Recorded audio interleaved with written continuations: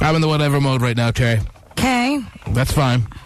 I got gay phone operator text messaging me, which is a little concerning to begin with because I always get a little creeped out when I get text messages from him, Terry, not because of his sexual status or whatever, just because it's not very often, and he's telling me to leave him alone, and all I can say is this. Why did he blog about it if he's not expecting us to... You picked up on it, you started mentioning it to me, Terry, right. And now I'm talking about it, all right? Mm-hmm. That's fine. He wants to be left alone about it. That's wonderful. Just don't blog about it. And why don't you just voluntarily take your blog down from our website if you still want to be left alone? All right? I'm more than happy with leaving you alone.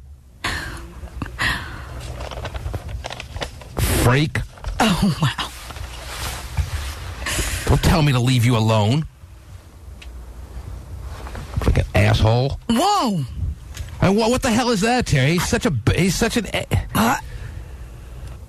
I don't know. What do you got, Terry? Give me what you got. Okay, I got a story out of Massachusetts about a couple who hoarded so much gas they accidentally set fire to their apartment building. Mm-hmm. Well, that's where we're at right now. That's the beginnings of a gas crisis. Sounds like that's where we're headed. Start hoarding gas, and if your house goes up in flames, so be it. It's worth it at this point, because 6 months from now, you're going to wish you had some gas. I know. They filled jugs with gas, covered them in cloth rags, and stacked them in a hallway closet. I'll fill you jugs with something, Terry. That sounds safe. I know. And then, my number one draft pick is calling me back right now, I'm being told, Terry. Oh, really? So she's not shopping. So she's there is not some happy news, yes. Mario, is that your name? Is it Mario? Yes, Mario. How you doing, baby? I'm good. How about you? What's going on? I just woke up. Mm-hmm. You were going to sleep till what time today before you found out that we were trying to get a hold of you? I don't know. I went to sleep at like 5 or 6, so... Yeah. So what, are you a stripper? What? No. Why on a Monday night did you stay up so late that you were up till 5? Not that there isn't stuff to do, but I'm just getting like a vibe that you may be a stripper. You a stripper or no? You a dancer? I'm not a stripper. What'd you do last night till 5 in the morning that you didn't get to bed that? I usually come home around that time. I don't know. Just hang out with, friends. Hang out with your friends? Yeah. All right, so what were you doing with your friends till like 4 or 5 in the morning? Just drinking, chilling, talking? Sure. Show me yours, I'll show you mine, kind of thing? You and just girlfriends or guys too? Guys. Most of my friends are guys, so. Yeah? You let anyone mess with you last night or what? I'm innocent. More than one guy? No. I'm not like that. You let one guy mess with you last night? I don't know what you're talking about. What'd you let him do? How much did you give him last night, this random guy that we're speaking about? I'm a good girl. I'm a former... All right, fine. You're a good girl. Whatever. We've established that now. Now, Terry, I'm looking at her picture, and she's way hot. This is a very lucky guy that got a crack at her last night. Oh, geez. How much did you give away last night? This very lucky guy that I'm making clear is, in fact, a very lucky guy who got some access to you last night. And, yes, we've now said clearly that you're a very good girl. How much, with that in mind, how much access did he get to the Marielle action last night? How much did he offer? How much did he give up? You don't think I could be a virgin? I don't think that you're a virgin. She's trying to play all innocent. Mm-hmm. Yeah, the holiness card has been attempted to be played and has been discarded now. So I think if there's chemistry between two people, it's okay. This is not Bible class.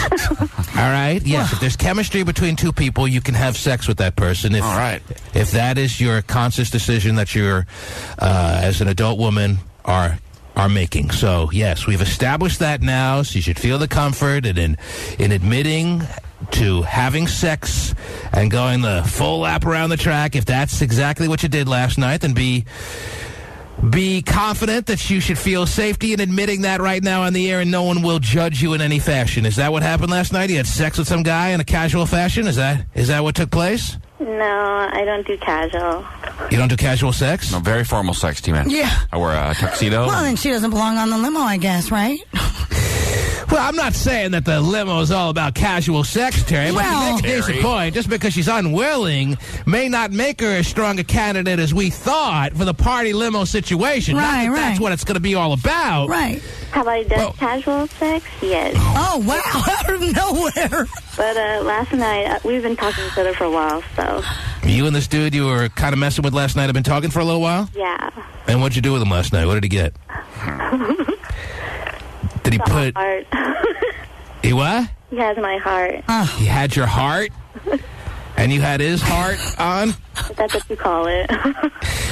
Well, what'd you do? Did you, was there a moment of oralization? Was there you tell me, what happened? It was 4 a.m, so obviously all innocence is out the window. You're lying around 4 a.m. with kind of now paired off with one guy who you've been talking with for a while. Our imaginations are going to start to really run wild here if you don't get a little specific and tell us the details of what took place. And I'm just a guy who needs details. I want to hear what happened with you and this guy that you've been talking with last night. Well, we went out, drank a little, went back to his place, and there you have it. There you have it? No, that's not where we have it. We need more. You went back to his place, and you're going to tell us very clearly that you didn't have any form of intercourse? Fine, P-Man, we did the nasty. Is that what you wanted to hear? I only want to hear the truth. That's what I want to hear.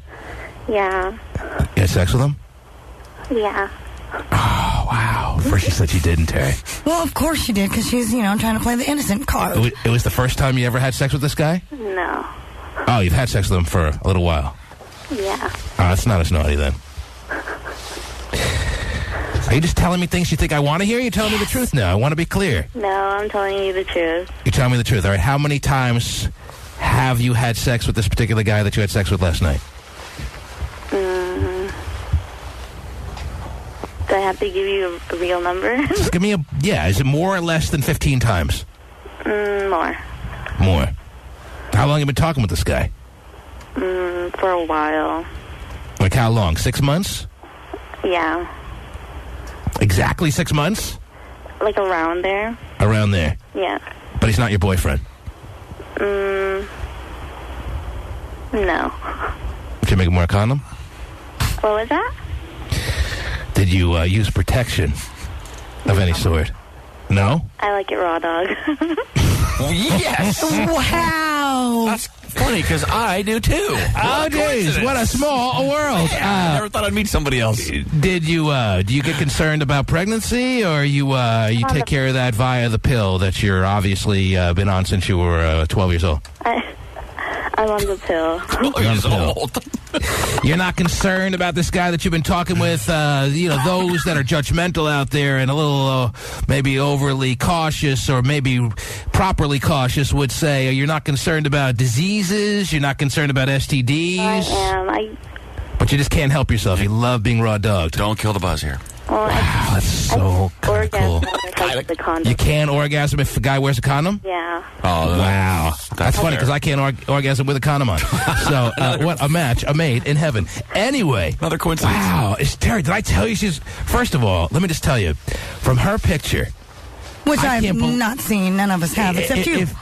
You would think that this is too good to be true, Terry. If I was just talking to the listener like this, I would say, she's probably ugly, she's probably way overweight, right, or whatever that would kind of lessen the moment. Not that we're shunning all kinds of obesity situations, but let's be honest. You wouldn't anticipate this kind of comments necessarily. It'd be too good to be true coming from a girl who looks...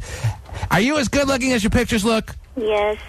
Or is that just like what? Because I only have one picture of you, but it's you full, laid out, head to toe kind of look here, so I get to see the whole scope of you. And I'm going to ask you point blank, is this just one really good picture of you, or do you really look this good? I really look that good. And you'd admit it if it was just a good picture and you know you don't look that good. And you would know if it was just a good picture and you don't look that good. You're realistic with yourself. If I could send you more pictures, I would. I mean, I have some nice tit shots. Oh, jeez. Wow. This girl is a dream come true, Terry. There you go. Perfect. Well, I don't know what's stopping you from sending those pictures you just discussed. Anyway, I didn't realize I was hitting the jackpot here. I just was calling you because your pictures looked like the kind of girl, and your email had the right things as far as the application you sent for the party limo situation, and I just wanted to inform you that you've been selected to be on the party limo. Thank you so much. On Thursday night. Oh, I would give you a big hug if I could. Oh, jeez. Well, save it up, baby. Now, let me ask you this. Did you just say, because I, as I just described, Terry, am not one capable of being duped. Right. Now that I've said officially, and there's no turning back on your status, no matter what you say to me now, I promise to you, I won't turn back on your status of being a person who is absolutely officially on the party limo. But now I got to know. The stuff you just told us about hooking up with this dude 15th some odd time, and for 6 months you've known him, and he raw dogged you because that's what you demand because you can't get off any other way. Was that all just said because you think those are the things I like to hear? No. And you played yourself perfectly into getting your ass on the limo, or are these the realities of your world? That's just how I am. Wow. I gotta pinch myself! First round draft picks looking nice so far. Yeah, do I know how to pick them or what? Let me tell you Apparently something. you do. If I was a general manager of any professional, athletic organization, Terry, my team would be winning a championship every year because I know how to spot talent. All right? There are no draft pick busts. Right. When I'm the general manager. There are no busts in my world. Oh, jeez. Except in the party limo. But anyway, congratulations to you, Marielle. Oh, thank you. You get to bring a guest. You're going to bring a dude, or you're going to bring a girl? I don't know. I'm still thinking about it. You're not going to bring that guy because he's not your boyfriend, right? Yeah. And he already got his jackpot of the week, right? Yes, I know. Bring girl. So was it the best ever between you and him last night, or was it just mediocre, middle of the road as far as what you and him have established, or what was your evaluation of last night's activities? We'll see. It was what? We'll see how it goes. We'll see? I don't think she heard the question, Terry. I don't think so either. That's all right. I didn't really want an answer anyway. Do you want to hear that I'm sore, T-Man? Because I am. Oh, my gosh. Oh, from sores or from other stuff? No. That's a big difference. From him. And you didn't get home. You didn't get home until 5 a.m, meaning that you were willing to leave without spending a full night there and everything. Oh yeah, I like it better that way. You just like to pick up and go when it's over. She is like a dream come true, really. I hope you're not disappointed. Perfect. I'll probably be disappointed, but that's Okay, all right. all right. My whole life is filled with disappointment, but that's okay. I love it. Except for I love it, payday. and I laugh it off when I find out the reality. I don't spiral into some kind of funk when I realize the times that I've been had, Terry. You understand? I do. Marielle, Yeah. congratulations. Thank you. I'm going to put you on hold. Okay. I'm going to give you details. You are officially on the party, a limo. Thank you. Now the hell, who doesn't want the party limo now? I know. I don't think people want to even go to the concert anymore. Just keep me in the party limo all night. With And her, don't let right? her out. And don't let her out. Are you kidding me? Is she for reals? Is she for reals, Terry? Apparently she is. She can't be for reals. Well, apparently she is. Marielle, are you for reals or what? Yes, I'm for real. Oh, jeez. How old are you? I just turned 21. Really? I can drink legally. I'm so happy. No more fake Wow. ID. Talk. Wow. Man, what are you doing right now? You just you were gonna sleep all day, huh? Oh no, I'm awake. You're awake now, but you were gonna sleep all day. No, I have work, so anyway. Oh yeah, what do you do? I'm a receptionist at a medical facility. Wow. I feel like I'm coming down with something. Huh. All right. You sure you look as good as your pictures? Not that it matters anymore. I'm telling you, nothing matters anymore. You're on the party limo. You sure you look as good as... Sure. I have a mirror right in front of me. She's verifying that she looks as good right now as her picture. She's giving herself a live evaluation in the mirror. Good confidence. She's staring at herself in a mirror right now. That's how good she looks. Wow. Yeah. You do that, Terry? You lounge around staring at yourself? All the lying, time. just Oh, looking in the going, mirror? gosh, I wish I looked good.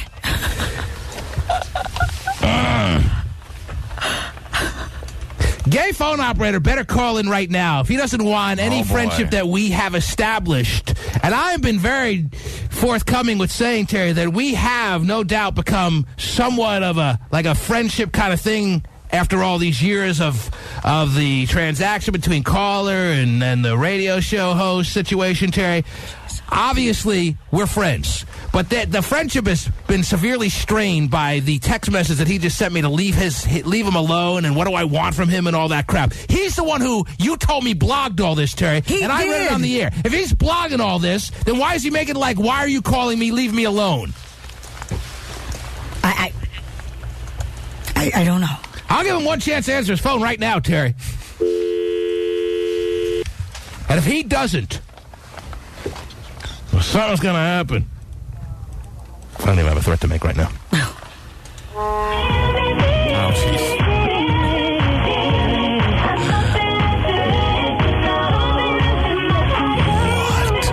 What? Dumpy's calling him a fraud. Yeah. Hello. Dumpy's calling you a fraud. Now take that. He can call me a fraud. He's a freaking trailer trash, stupid ass. He doesn't know what the hell he's talking about. Well, then why were you all grinning and laughing it up with your stupid coalition on Stickham at 11:15, and apparently you blogged this thing saying you drove 25 minutes to meet some fraudulent listeners, little setup for you during a very small window of time? I didn't even leave Green Lake until 11:15 to come home. So you weren't, as he said, on Stickham last night at 11:15? No, I was driving at that point. So you're saying he's either misinformed or misunderstanding what time it was because he had so many Bud Lights, or he's lying? He has to be. I don't know what time he saw me, but I was driving home from Green Lake at 11:15. All right, whatever. All right, so what happened? You got duped again? Whatever. I'm not lying. Whoa. All right, whatever. So you got duped again. It doesn't sound like you're that depressed. So you know what? You made it seem like, and Terry made it seem like she was really concerned for you, and you sound just about as everyday, normal as sounding as you always have been. So I'm not going to do it anymore. I'm tired of putting myself out there and actually trying to meet somebody who seemed nice just because they're screwing with me. I waited 2.5 months before I went and met this person. And now I understand you got this supposed Javier, if that's his real name's number up there, and you're telling everyone to get even with him and prank the bitch back, or what? Message this morning saying owned with a big grin. You couldn't find out. Did you? He kind of owned you. They did it the whole time. This guy text messaged me every Monday night saying, "Hey, I'm working tonight. Why don't you come and meet me?" So I finally wait. 2.5 months later, he messaged me last night saying it was going to be his last night, and it was the only chance he was going to get to meet me and to just come say hi. So I did that, and that's what happened. You got pwned. And you, in a gullible fashion, went down and got owned by a listener who'd been setting you up all this time. And why don't you laugh it off and realize the joke is... not funny! Well, it is kind of... No, there's a certain point in time where it just is mean. I waited 2.5 months before I actually went. And how did you feel? You felt pretty silly when you went in and asked for Javier? Yeah, because the bartender's name is Javier. And he looked at me like I was a freak, and once he realized it was a gay guy coming to meet him, he was like, oh, no. You felt a little foolish? Yeah, I did. Well, good. And did you ever find out who the person was behind this whole gag, or no? No, all I have is his phone number. And they called me all last night saying racial crap and making fun of me. Racial crap? You're about as white as they get. What kind of racial crap? It doesn't matter. They're still going to say stuff. It's their reaction. Calling you the N-word? Yes. What? And saying that you were owned, and were they videotaping or watching you make a fool of yourself when you went up to this unsuspecting Javier? And why'd they pick Javier, the bartender? Why'd they pick him of all people? Why was he like part of the setup? I don't think he was part of the setup. I don't think he knew about it. They just happened to know the bartender's name. Yeah, the guy probably goes there all the time and knows there's a bartender named Javier at this bar. And that's it? It was just as random as that? I don't think he was part of it, because he looked just as shocked that a fat gay guy was coming in to meet him, too. And for 2.5 months, you sized the situation up and then determined that it was as real as it gets. A guy was truly in love with you. And No, it wasn't a love thing. You were going down there to meet your destiny. And because he's been messaging me, and he's been a nice guy. He'd been messaging you, and you were convinced that you were going down to meet your destiny. And as it turns out, you were just played as a clown. Cue the music. Never mind. Oh, whoops. Too late. Never mind. It's all right. Okay, it must hurt a little bit. You gonna get over this? I don't really have a choice, do I? You can't be really this broken up over it. I mean, this has happened before, Gay. It's pretty scary how somebody can seem nice for 2.5 months, but inside just be cruel the whole time. That's pretty scary. You think you would have got some sort of sense that he's a fraud, you know? No, not at all. 2.5 months of conversations just to burn somebody once? That's pretty damn The fact funny. that he worked so hard to set you up for 2.5 months, laying down the groundwork, Gay, doesn't that make you feel like he earned the fact to be able to say that he owned you? See, that's what I'm saying. That's just mean. It earned him the right to say that he's a cruel asshole. Did you cry over this? Because it sounds like you're in the verge. I'm done today. I'm done. Are you happy It sounds like you're in the verge of crying right now. I could use a few tears to capture the moment. But have a great day, okay? No, don't hang up. Some listeners want to talk to you. Gay. Let me ask you this. Gay. Oh, wow. Don't you see me as a friend calling to console you in some sense? Don't you see me? When you said earlier that 90% was ha, no! I don't see you as a friend trying to console me today. 90% is ha, and if you had any real sensibility about you, 90% of you would be ha, even after the fact of you finding out that this was absolutely 100% a setup the whole way along. You know what? If he would have messaged me yesterday for the first time and I went and said, hey, yeah, let's meet, let's hook up, yeah, I can see that because that's my fault. But when I took the time and waited 2.5 months, no, it's not a ha. It's goddamn cruel. I agree. It's 10% cruel, yes. There's a difference between you and you going and seeing the fat girl at the mall, okay? Totally different thing, right? I wanted to meet you. That's the difference. I mean, I kind of miss fat girls at the mall. Yeah, now I'd die for a fat girl at the mall. I'll meet you at the food court. Pretty sure you know where that is. I'm buying the Panda Express if you want to meet. Yeah, no doubt, man. Yes. Gay. There's 10% of me that feels like that you've been treated in a cruel fashion, and I think that's about the right proportion that you and everyone should feel. And the 10% is the part that's nice of you. The 90% is the ass that you are. You're a grown man, and you certainly know better than anyone that you met this guy because he found you through the website. I'm sorry. This is not the most tragic thing going on in the world right now. All right? I didn't say it was, but it happened to me. You know what? You want to talk about starving kids? Go talk about starving kids. I'm not concerned about that. Exactly. Is it queer? Really? It says that in this song? How ironic. Isn't it queer, Gay? Gay? What? If you sing along with her for the remaining lyrics of the song. Gay, listen, if you sing along with the remaining lyrics that remain in this song, you'll get your flat screen in October. Maybe next year. I don't hear you, Gay. I don't know the words. I'm not a clown. Again, you kind of are a clown after 2.5 months of falling into this guy's trap and then going up to some strange bartender and saying, I'm your man. Well, whatever the hell you said. The listener set you up like that for that long? What would you do to him right now if you were in his presence, Gay? This Javier, or this person who pretended he was Javier for all those months, saying that he really was falling in love with you and he was dying to meet you. Last day on the job, it's our last chance to meet. If you were actually in his company, if you were in front of him right now, what would you do? I would want to hit him. Wow. Well, today's your lucky day because here he is, T-Man. He's You got that kind of rage in you right now, Gay, that you want to really bring violence into the equation? Yeah, I do. What if it was like John or someone that Gay's wronged in the past? How great would that be? What if it was Ace Jack? What if you had a knife in your hand when you were standing in front of him? Would you stab him in the torso? Would you stab him in the heart? What would you do? I'd stab him in the thigh.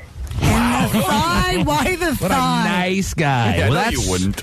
That's where one of the main veins is located there, Gay. Well, good. Maybe I could dig in the knife and make him hurt. Trust me, there's one thing Gay knows. It's the main vein. Mm-hmm. All right. Gay, it was nice talking with this morning. I'm glad that you answered your phone. All right? And know that I'm a friend, and a friend keeping this in perspective when you obviously are not. You're not Friend capable at the end, of... Chucky. You're not a friend. You're not a person able to keep the situation in perspective because you're the woe is me kind of personality. Whatever. Deep down, you're so ribby-robby, hating people. Okay?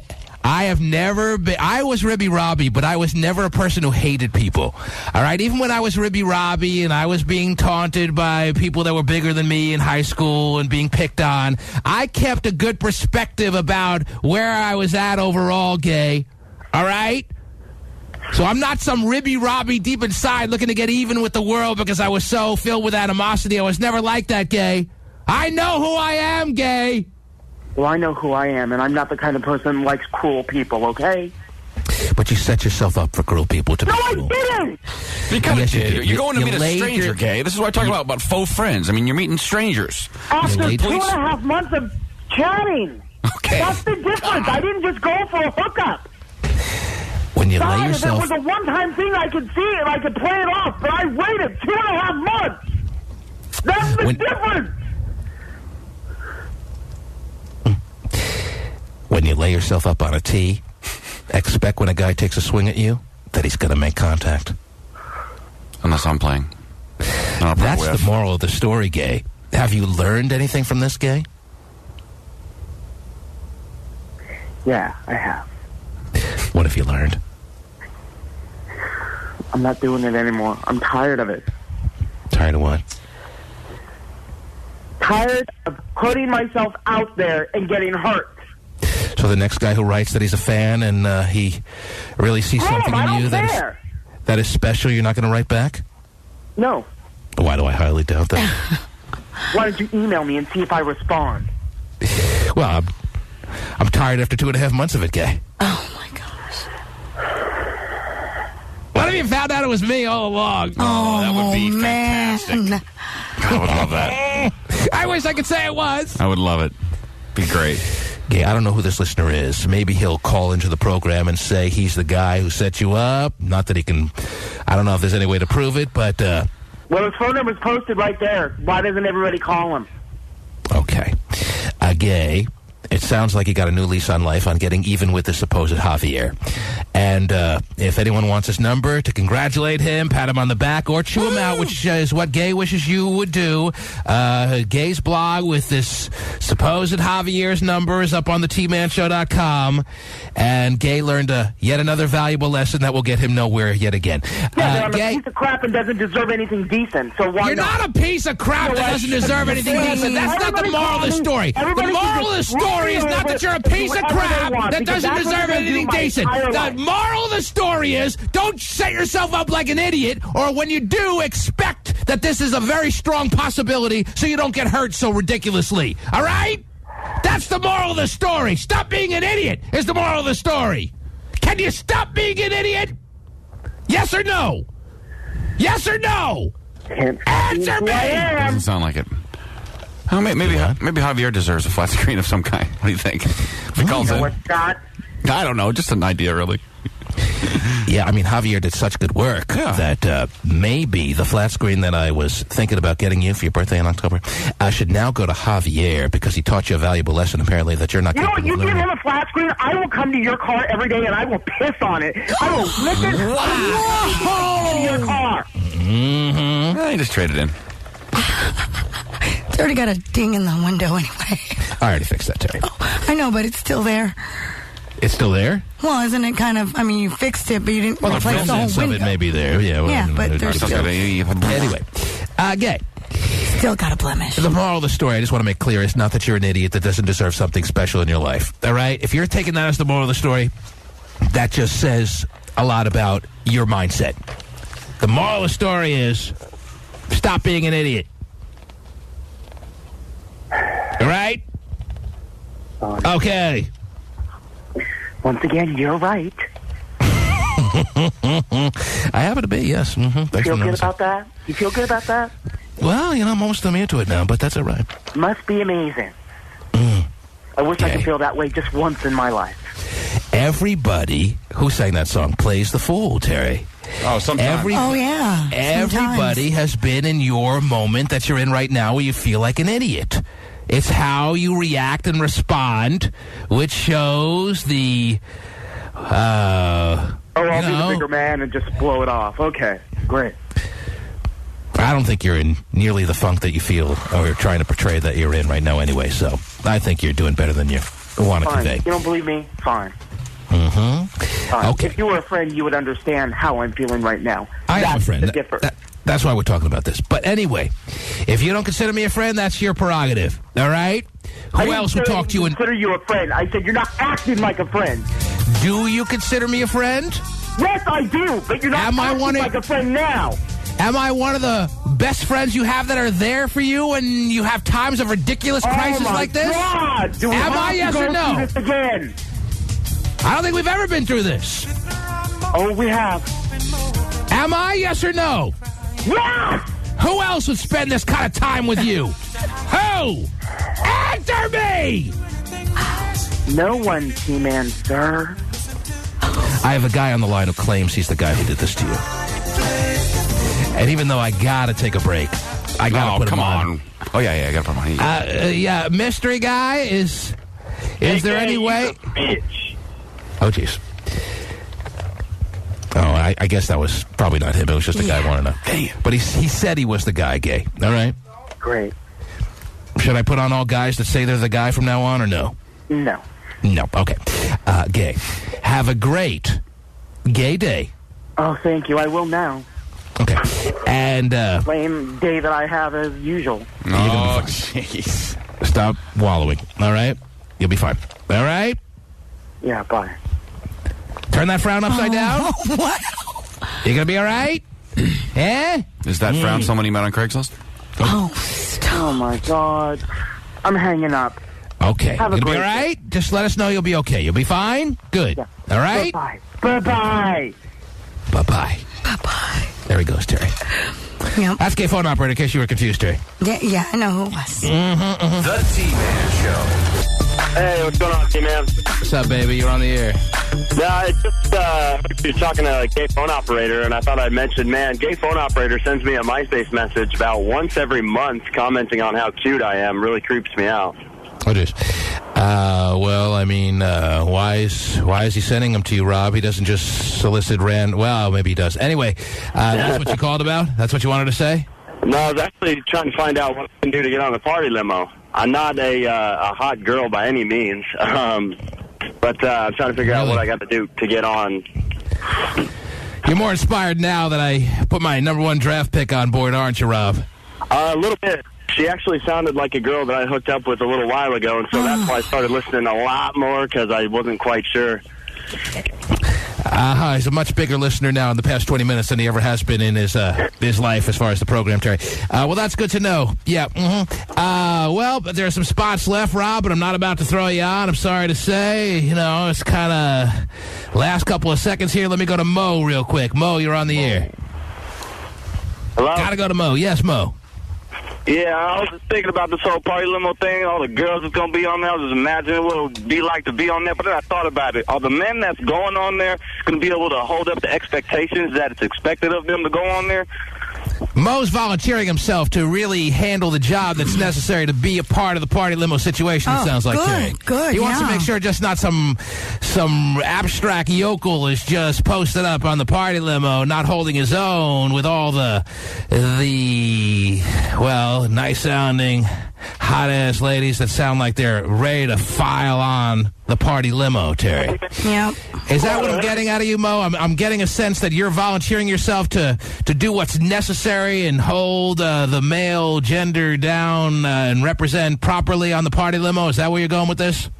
I would bring a camera on the limo, and at the end of the night, I would make you proud after you watched it. And make you proud. And what would you be able to show me that I would say, wow, I'm proud of Mo, I'm proud of my life overall? What would you be showing me, Mo? I'd make sure at least half of the women on there got naked and was at least touching each other or touching the men up on there. Oh, geez. At least. And, Mo, you think we really need you to make sure that happens? You think you're the guy that's going to spur that on and really no one else has that kind of capability, or what? You can have all the hoes on there that you want, but if you ain't got the right man up on there, it all goes to waste, T-Man. And you're the right man. He is, T. Didn't you know that? And Terry, I didn't know that's what it was about. I didn't know we were putting, hoe after hoe. I think we have some nice-sounding ladies that have called in and that have found themselves backing their way into the limo, so to speak. Right. I'm not saying this is just going to be some bitched-out hoe fest. That's not what it's about, right. Mo. I think you got the wrong idea. You're coming up with the wrong visual, Mo. Maybe you've been listening to the wrong show, Mo. No, he's pretty much dead on. I don't think Mo's getting it. Mo, I'm sorry. As of right now, no Mo. Oh. No more. No Mo. Mo in the morning. No Mo.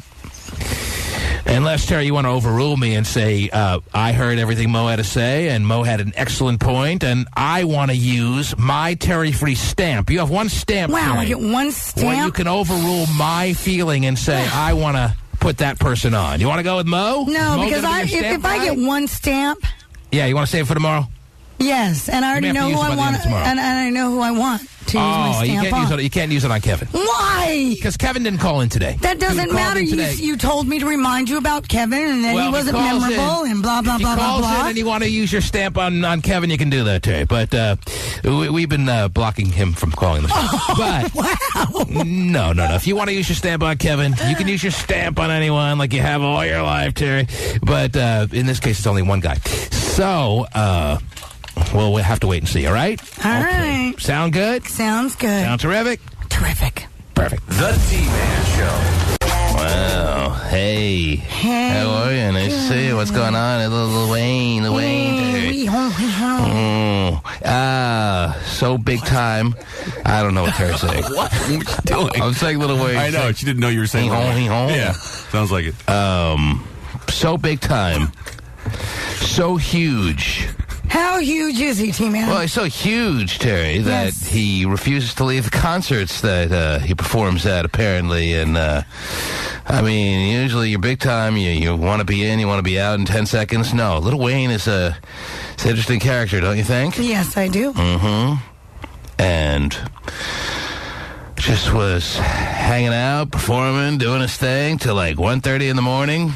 Is that the word or what? That's the word. Wow. 1:30 in the morning. I'm impressed. I'm impressed by the man. There you go. He brought out a guitar and everything. Mm-hmm. Harmonica. Wow. A guitar. One-man band. This guy. All right. So, that's great. People looking at their watch. It's like when people call the show and like, T-Man, yeah, I gotta go. I know, they hang up on us. They get surprised that I leave them on so long. And we're like, where are you going? Well, I gotta Little go. Wayne performing like a madman, and people are like, yeah, I gotta go to work in the morning, man. I don't know. People probably were into it. I bet. No, I know they were into it. I'm just saying. And people are into it. You don't want it to end. You think people? I don't think people are into the calls they make to the show and they say they gotta go. They really gotta go. But yes. So they don't have to see a guy about a thing. They really have to go. No, they really gotta go. Sometimes you just really gotta go as much as you're enjoying something. You know what I'm saying? Gotta go home. Anyway. What was that? I don't know. Same thing. See, it's okay for you guys to go. What? I can't go. Don't try. You all right? You good? I'm good. You look good in your little aqua top this morning. Oh. She's Aquaman. Aqua's a great color for you, Terry. Let me just tell you. Thank you. And I'll tell you that because it goes well with your skin tone and your jet black hair. Thank you. All right? So I'll keep that in mind. As many aquas as you can find for your wardrobe, the better. All right, I will. And those on Terrycam this morning, I'm sure will if it translates through Terry Cam, we'll attest to that. Yeah. Sure, they will. They will. Anyway. Little Tiger, Rocco Mediate. Holy cow. Yes, 9 o'clock. They start at 9 o'clock in San Diego? 12 o'clock Eastern. Yeah, San Diego, 9 o'clock. I don't know why. Me, but let me... Well, not like I can't play golf at 6 in the morning, but it just seems weird to be playing on national TV at 9 in the morning. Yeah. Well, 18-hole playoffs is going to take a long time. Yeah. Can't start it at 4. What happens when Rocco Mediate is has his ass kicked by the 4th hole? He has to play the entire 18 holes? That's what I'm wondering, too. So this is the only real golf tournament where if you tie, they make you play an entire 18 holes. Yeah. They don't make you play sudden death. Normally you play sudden death. In the Masters, you play sudden death. In every other golf tournament, you play sudden death. But for some reason, in the United States Open, better known as the U.S. Open. Oh, I always wonder what that stood for. In the United States Open, they make you play an entire 18 holes. So what happens, I wonder, if the guy who Tiger Woods is playing, a guy that everyone knows and loves, a household name known as Rocco Immediate, a guy named Rocco in golf. Oh, yeah. With the peace symbol on his belt. Yep. What happens if Rocco is just got his ass kicked by the 4th hole? Yeah. He'd just be like, F you, I'm out of here. This is boring, I'm out of here. Mm-hmm. You can have it, you jerk. My name is Rocco. How about I break your kneecaps? Yeah. He's the opposite of real Rocco. See, he's like the nicest guy on tour. Yeah, nicest guy on tour. He was really nice when they interviewed him after he realized he was going to have to play Tiger. He's like, I knew he was going to make it. It's going to be good for him. I know. Finally, people will know who he is on a grand scale. But at 45, he probably doesn't care anymore. Nicest guy on tour, and yet everyone will be rooting against him. I know, it's sad. Well, there's some people that, just hate Tiger for whatever reason. Well, the only reason you could maybe hate Tiger is if you were just naturally a racist or something like that. Or you're sick of sick of him winning. It's like the Patriots or anybody that's good. But you're sick of him winning. But how can you when you see what he did this past weekend? I don't think he has that sick of you winning factor yet. If he doesn't have it now, he never is going to have it. He's won everything a million times. Yeah. I just don't think he just seems kind of lifelong likable. If I didn't have him in the fantasy golf league, I wouldn't be rooting for him. But I'm rooting for him today. Come on. Fantasy golf. You love it. You do miss it. You miss it. If I loved it, I'd be in it. You miss it. Every year he tells me I miss it. But you know what? Tell me, when you were in it, you were so proud of winning the big trophy. Did we not hear about that? You made up a song about Old Thobble. You love it. All right, listen. All right. There's a trophy? Oh, my God. Oh, there's a huge trophy. Let me explain to you. Seriously, it's not small. I was in it for 2 years, all right? I won it my first year in. The very first year, there are 35 guys in there. Hotshot's been in for about 10, 11 years and has never won it. Ever. Not even close. My first year in it, I won the whole thing against 35 guys. So proud. The second year, I won the biggest skin that it's hard to... That means nothing to them. They don't know what that means. I understand. Although Vinnie was hitting some pretty big skins this weekend. Whoa. Let me tell you. Anyway. Don't say yes. The point is, when I was in it, I liked it. It took a lot out of my time, and then I realized... A lot out of your time? You just had to have the golfer in by, 6 a.m.? I stopped being in it because 6 a.m.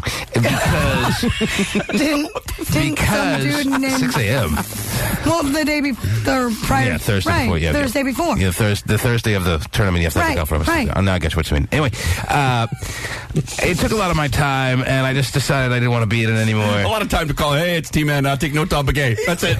See ya. But anyway, is he still in golf? He sucks. He's horrible. Anyway, it's good to be good. But anyway. What was I saying? If I wanted to be back in it, if I really missed it for the past 6 years I haven't been in it, I would be back in it. So don't tell me I miss it. I think you miss it. If I missed it, I'd be back in it. You're just too lazy to get back in it, I think. I don't enjoy it because it just takes too much of my time. So much of your time. What? Again, what is so difficult about it? I feel like I got to follow my golfer all weekend, and I got to invest time in watching golf and understanding who's playing well and who's not. And I just want my weekends to myself. Okay. All right. So Hotshot is still chasing that ever-elusive fantasy golf title. Something tells me he's not in the running this season. Are you? Ask me tomorrow. What place are you in? Well, he's going to win. He's going to win the playoffs. So when I'll be like 8th. You'll be 8th? Yeah. Out of 30, how many people are in it? Yeah, like 34 or something. 8th at this point in the season is It's a tough spot. Without him, I won't have him left. I won't have him. You won't be able to use him anymore. Mm-hmm. I remember how it works. Yeah. I still have Boobs Mickelson. Boobs. Tits Mickelson. Well. But I heard, hasn't he lost weight or something? I don't know. He still has them, though. He does? Still has the boobs and a hot wife. He has man boobs and... he does have a pretty hot wife. And really? Now he's got 3 daughters with her, right? I think so. Yeah. So guaranteed lock Tiger wins today? Well, I don't know. Why wouldn't he? He should. Why would he lose? Yeah. But he's got the bad knee. I mean, let's say the knee just flares up like his hemorrhoids. And oh, yeah. Then he's got to deal with Rocco Media with a bad knee and hemorrhoids. So you never know. Better get some Tux medicated pads for that. So it's on ESPN today? I think so. Starting at 9 a.m.? We could follow stroke-by-stroke coverage. Oh. He was amazing, though. Tiger is just unbelievable. Just like pretty much every other morning, I give you stroke-by-stroke coverage. Yeah. You will... Great. It starts at 9 a.m. Yep. It should be over by the time... For all intents and purposes, it should be over by the time we are off the air this morning. Sure. The one-day playoff for the U.S. Open Championship. Well, it's 9 Pacific. 9 Pacific, yeah. So it's not going to go more than an hour. Well, I'm saying for all intents and purposes, it'll be over by 10 a.m. Really? 2 holes? They'll be done with 3 holes. Really? So he's up plus, he's up 3 holes. When what? Tiger's -3 and Rocco Media's +1 after 3 holes, it's over. The T-Man Show. These reality stars are no longer living together. Monkey. Will you marry me? From a marriage proposal to moving out, The Bachelor's Matt Grant has left fiancé Shane Lamas' LA pad. Yeah. The duo had been shacking up at Shane's Century City Cali condo since the ABC show ended. But the British Bachelor tells E! News they are still engaged. Shane and I are still together 110%. I just moved her ass out. Couldn't deal with that crap. 110%. Wow, more than 100%. But we are still together and we're going to get married. But I couldn't live with her if you expect that. Is that part of marriage? I have to live with her? We decided to get married, but we're not going to be seeing each other at all. What the hell? Just to keep our fans happy. We're going to get married. But if we're ever in the same room, we'll be killing each other. So this is like the British Bachelor? Or is this the American Bachelor? Or just happen to be British? I don't know. Yes. I haven't watched The Bachelor in years and years. That one. It's the American Bachelor, but he happens to be British. The last Bachelor on The Bachelor was a British dude. Yes. Why'd they have a British dude? Was he some just royalty to mix it up? Yeah, they ran out of guys in this country. Mm-hmm. No more eligible guys that they could pass off as someone women would really want in this country. Although I did see on, I think it was People or something, that Andrew Firestone found a new love. Mm-hmm. And he was a bachelor back in the day. Yeah, the only bachelor that I think ever really made it was like Tristan and her dude. And they just had a baby where she almost lost her life. Yes. And the Bachelor's just, I watched the first season, and that's it. And I know you don't really watch this stuff that much. You just watch the soup. I watched some of them. But there's been like 9 Bachelors. I know. There's been so many. It's like shocking. But all you have to do, and I don't watch the show, but I have watched it, and I should watch it. All you need to do in this world is watch the soup, and you're up to speed in 20 minutes on everything that's going on in reality and everything. Best week ever, too. I'll dial you right in. I feel like I watched every episode of The Bachelor after watching those 2 shows. I've seen it all. They show you the hits. Mm-hmm. Or not really. Or no. So the British dude, was he interesting? Was he good? Was he a good Bachelor? No. Did anyone care? No, he was boring. They're all boring. Mm-hmm. He's British. How exciting can he be? I don't know. I was asking you. Yeah, it's not good. All right, well, they aren't living together anymore, but as strong as ever, they want you to believe. That's right. Okay. What else is happening out there? I know everyone went to see The Incredible Hulk this weekend, right? #1 movie, $54.5 million. $54.5 million. No Iron Man by any stretch. No. Iron Man gets $100 million, and Incredible Hulk gets $54 million. Isn't The Incredible Hulk seen as a disappointment? Well, back in 2003, it pulled in $62 million. $62 million. Opening weekend. Did better than first. And that was supposedly a bad Hulk. Yeah, that was a bad Hulk. This was the good Hulk. with Edward Norton's in it. Yeah, one of the best as far as just acting skill is concerned. One of the best actors of our generation. Mm-hmm. One of the best actors like 40 and under. One of the best actors. How old is Ed Norton? About 35, something like that? Probably 40, maybe. Is he? He's not that old. 38. Maybe that old. I don't know. All right, well, still, that's why I left it as 40 and under. Yeah. One of the best That's actors awesome. under 40 years old, and he can bring in the big bucks. The unknown Incredible Hulk actor brings in more. I think that people are trying to maybe kind of wait and see word of mouth a little bit because they got burned by the first one. They ran out to see the first one. It sucked. Now they're going to kind of wait and see. Yeah, I didn't see the first one. It was okay. It was a little dark. You know, I liked it, but it wasn't great. It got brutal word of mouth, so nobody Well, $54 million is still nothing to sneeze at, but M. Night's movie opened this weekend. There's some competition. Yeah. I think that they're a little disappointed after hearing Iron Man made $112 million or whatever it was opening weekend. To make $54 million is a letdown. And people may just be superheroed out right now. Could be. Could be Marvel comicked out. A lot of choices, though. Raiders is still there. Yeah. Oh, don't forget the Zohan. Oh, it looks hilarious. I saw this on him. Oh, jeez. Really? Yeah. Oh, God. Not this weekend. I saw it like last weekend. Oh, really? Yeah. I saw the Zohan, and funny accent gets you every time. Let me just put it this way: it's better than Chuck and Larry. Okay, well, so is a fork in the eye. Wow. There you go. It's about a tie. Okay, but Zohan is. I actually like Zohan a little bit. Really? Yeah, I was laughing a lot. Not really, but I didn't want to hang myself. It was fine. Man, you just go see Zohan and then no thanks. Then I'll comment. Pass. I'll pass. What if I give you double money? Okay, do that. Zohan came in fourth, what? Well, Zohan's been out 3 weeks, too. Yeah. Total of 68.8. 68.8 million? In its second week. Oh, it's second week? Yeah. Anyway. Kung Fu Panda. There's a lot of choices for people. Oh, Kung Fu Panda. Yeah, it's Up kicking ass. 118 million in its second week. Shocking. Well, I mean, anything that's animated is going to bring in the families. And Kung Fu Panda is not just animated, but doesn't it have Jack Black and... Yeah, voices of Jack Black. I mean, Jack Black's just fun for the whole family. Yes. He's animated when he's not animated. He's an animated character even when it's not a cartoon, yes. No, I agree. He's as close to an animated character as the world really has. But in the cartoon, you can't see him dancing around in his underwear, which he does in every movie. Well, Terry, your guy Kevin, who has now the rest of his life just to love and adore and worship you because you assisted him in getting into the party limo, is first to dial in this morning to talk to us. Good morning, Kevin. What's up, T-Man? How are you, sir? Good. How you doing? Good. How's everything doing there? You feeling good? You had a good experience? Bad experience? What was the experience like? You happy? You loving Terry? You want to give her a hickey? What do you want to do here? Yeah, it was great. The party limo was definitely a party. Mm-hmm. Yeah, definitely. And you were excited about the concert? Everything was as good as it could be, or what? Yeah, pretty much. Yes. There it is.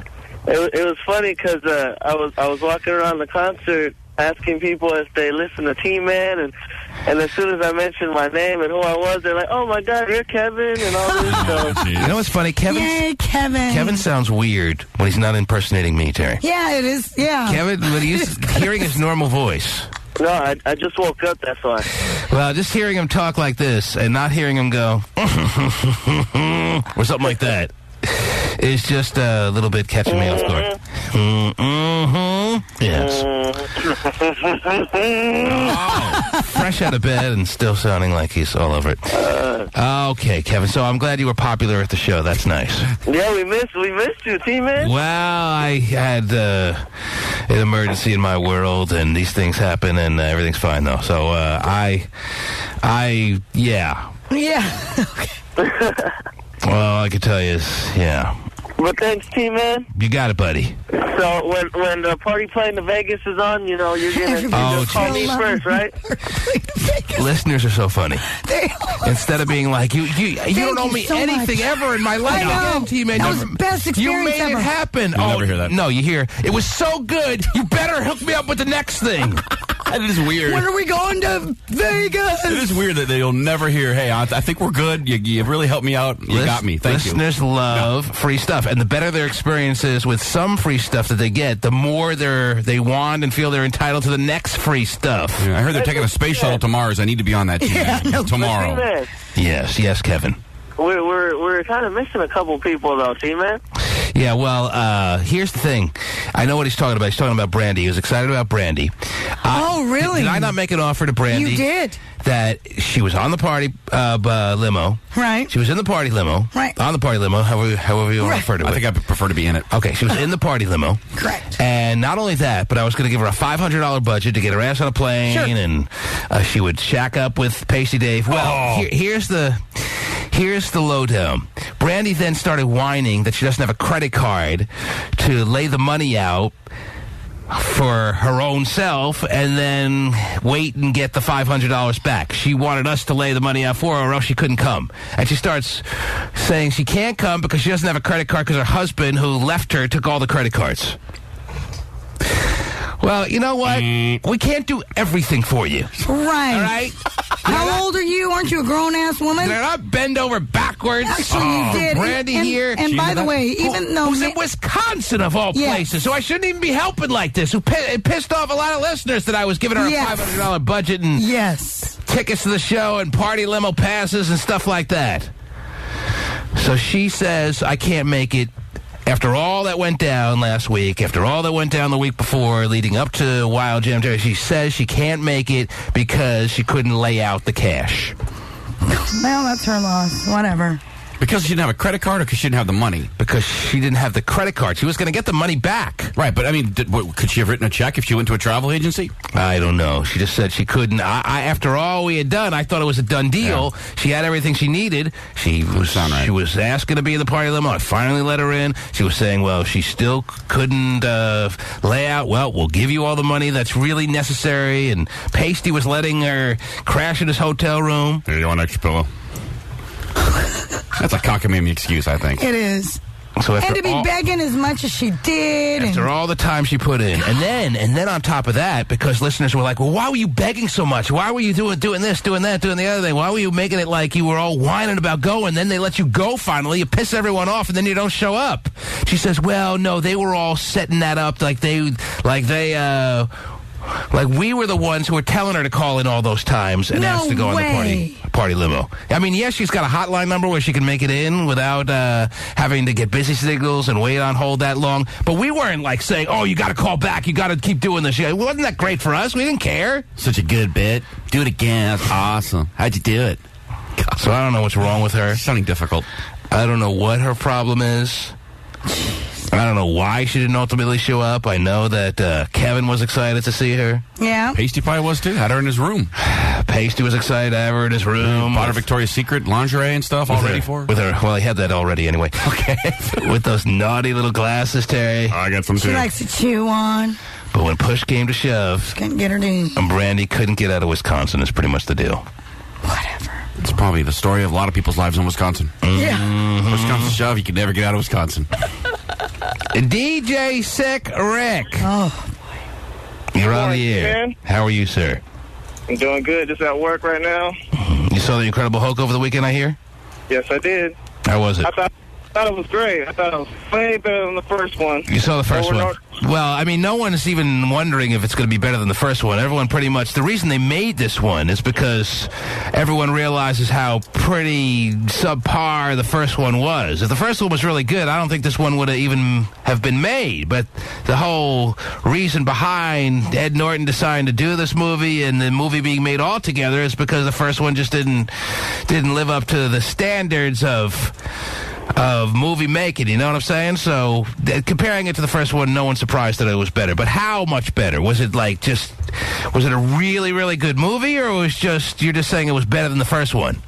It's a really good movie because they're building up the suspense for the Avengers. For the Avengers? Uh-huh. Wow.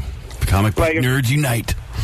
I heard they went out of their way to make it more action-packed than the first one. To kind of give you more action. And Ed Norton, kind of like Robert Downey Jr., is a really good actor who can carry you through through the down times. You know, he's just a really good actor. Right. Well, Eric Bana is he's no slouch, though. Eric Bana is a good actor. That wasn't really the problem with the first one. Well, I don't know who Eric Bana is, but... you've seen him and stuff. I'm sure I have. What else has he been in? What's that one with the helicopter, crash, the big famous one with the military helicopter crash? Black Hawk Down? Yeah, he was in that. He's in a bunch of stuff, yeah. Mm. He was Chopper. He's an Australian dude. Yeah, go ahead, what? Who? What were you saying, DJ Sick Rick? I said he was also in Munich. Oh, in Munich. Oh, yeah, that's right. I forgot. And he's a good actor, but that wasn't. He's not really the problem. It was just bad storyline. They made it too dark. All right. People want to see the Hulk kill people. But yeah, they do. Punch them on the melon. That's what they want to see. You like this one? Ask me that? Yeah, I'm asking you. You're the only one who saw it. Yeah, this one was way good. It was way better. From what I heard, I thought it was supposed to be like a redo, but like it was actually a sequel. A sequel to the one with Eric Bana? Yeah. Huh. I heard all through the reviews and on radio shows and all. They were like, it's a redo. I was like, what the hell are they gonna make a redo for? But it's a sequel. All right, so it like picks up where the last one left off? Yeah, it does. Oh, I didn't hear that either. All right. There it is. All right. DRC 12. Yay, DRC 12. Oh, jeez. Is on this morning. Yes, DRC 12. Hello? Yes. Hey, what's up, T-Man? What's up, sir? Good morning. How's it going? Pretty good. Can you turn off your hairdryer? Okay, weird phone. What's the deal? What kind of phone are we on here? We're talking about the Hulk movie, right? If you want, yes. Yeah, the movie was great. All right. Did Vinnie see it? Did you see Iron Man? No, Vinnie didn't see it. Did I've seen Iron Man 3 times. All right. Oh my goodness. Instead of comparing it to the first Hulk movie a couple of years ago, let's compare it to Iron Man. Is it that kind of level or no? It's not that kind of level. On the level compared to Iron Man, well, Iron Man is like its first time out, so everybody's already know what the Hulk's all about. But everyone knew what Iron Man was all about, too, because they were into the comic books, maybe. So forget about the first Hulk. Compare this movie to Iron Man. If Iron Man was a 10, what is this Hulk this time around? I would give it maybe a 9. Really? You're saying it's only one notch off of how good Iron Man was? Wow. Pretty serious. That is serious. Do you realize the praise that you're giving it? I mean, I saw Iron Man finally, and I was like, whoa. Everyone did not overhype this. I know. Awesome. I remember you saying, yeah. This was incredible. And you're telling me that this Hulk movie is one just slight notch below how good Iron Man was. So you sure you want to go with a 9? Nah, I'm going to change that to a 10. Now it's equal? Now it's just as good as Iron Man. Yeah, it was good. It was good. Fine, it was good, but I'm saying compared to Iron Man, how good was it? But he doesn't sound like... Well, I would have to say it's equal then. Really? Yeah. You saw Iron Man 3 times. You loved the hell out of Iron Man. You're telling me it was that good? Yeah. Matter of fact, I've seen the whole... Why doesn't he not sound convincing, I know, because he sounds really... Yeah, it was... okay, I changed my mind. It was 10. It's okay. It's good. Good morning, Terry. Good morning. Oh, geez. You at work yet? Don't you guys usually I'm save at work. Are you now? Yeah. You guys usually save your flirting for usually. Terry Cam? Yeah. You know his schedule, Terry? I do. You know what time he's supposed to be at work? Oh, and I know where he works. And you know what he's wearing? Oh, I do. Mm-hmm. It's pretty sexy. Okay. So you hungry for breakfast? I am. All right. You looking forward to Terry having a nice parfait on the Terry Cam later this morning? Is that the deal? I wasn't even in there this morning. I had to leave and come to work by 5:30. Okay. DRC 12, it's been nice chatting with you. All right, take it easy. Take care, my friend. There he goes. I don't know what you do got going on there. But how old is DRC 12? I don't know exactly how old he is, quite honestly. But yeah. You know what size jeans he wears, but you don't know how old he is? Yeah. All right. Makes sense to me. The T-Man Show. Are Paris and Nicole having a reality show showdown? Oh, please say First, yes. you had P. Hill on the hunt for a new BFF, Yeah. and now word is her Simple Life pal is also searching for a group of girls. Oh. According to EW.com, Nicole is pitching a series that'll follow 7 ladies as they try to achieve instant fame. Gee, sounds like the life of Nicole herself, huh? Yeah. And get this, the winner will be given her own reality show. Oh, pinch me. I didn't follow any of that. Did you catch what she was talking about? No, I have no idea. Nicole Richie is back in the reality Good deal. TV world, I guess. Because she can't sing or dance, Terry. So, and Lionel cut her off. So, this is the way she's got to make some bucks for her child, so she doesn't have to go on welfare. Anyway. Well, her husband does pretty well, I believe, Is right? that right? Yeah. I think he's pretty well off. She married DJ AM, right? No, she's married to, DJ who's the singer? Tore up and spit her Isn't out. DJ AM dating Paris? No. I don't know about dating Paris. No. You're a little confused here, but that's all right. Don't worry about it. We just told you. Benji Madden, right? Isn't that? She married one of the guys from Good Charlotte. Yeah. Mm-hmm. That's Benji. close to DJ AM, yeah. No, I'm thinking, no, I know it's not. But, All right. it's Benji. You all right? Yeah, I was just thinking. Now you're scratching yourself. You okay? Oh, man. You need a medicated pad. I do. What's going on For with your you? face. Wow. Good line. Ouch. You tell me what's happening in the world, Trey. I'll let you tell me. Well, we all know about R. Kelly. He was acquitted, all 14 charges. Don't make it like that. Don't make it like, we all know, blah, blah, well, blah, by blah, now blah. we do. I'll tell ya. I wish I You was... did, T-Man. Hola, Saliba. You are the man. You are it. You know what? You called it. Why can't you just, yes. I wish I would have seen this coming. Acquitted on all charges, you're saying, huh? All 14. I'm shocked. Yep. Can't believe it. 6 years later, what a waste of time. What did I tell you every step of the way? Waste of time. There was no way they were going to convict. He was going to be acquitted.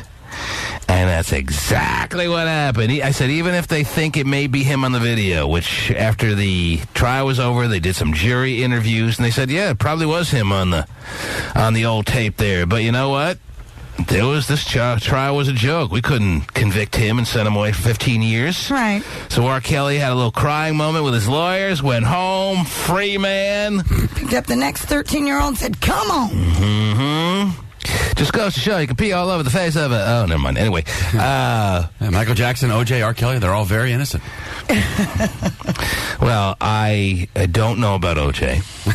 As a matter of fact, I feel... He's innocent. You do know. He is innocent by courtroom standards, yes.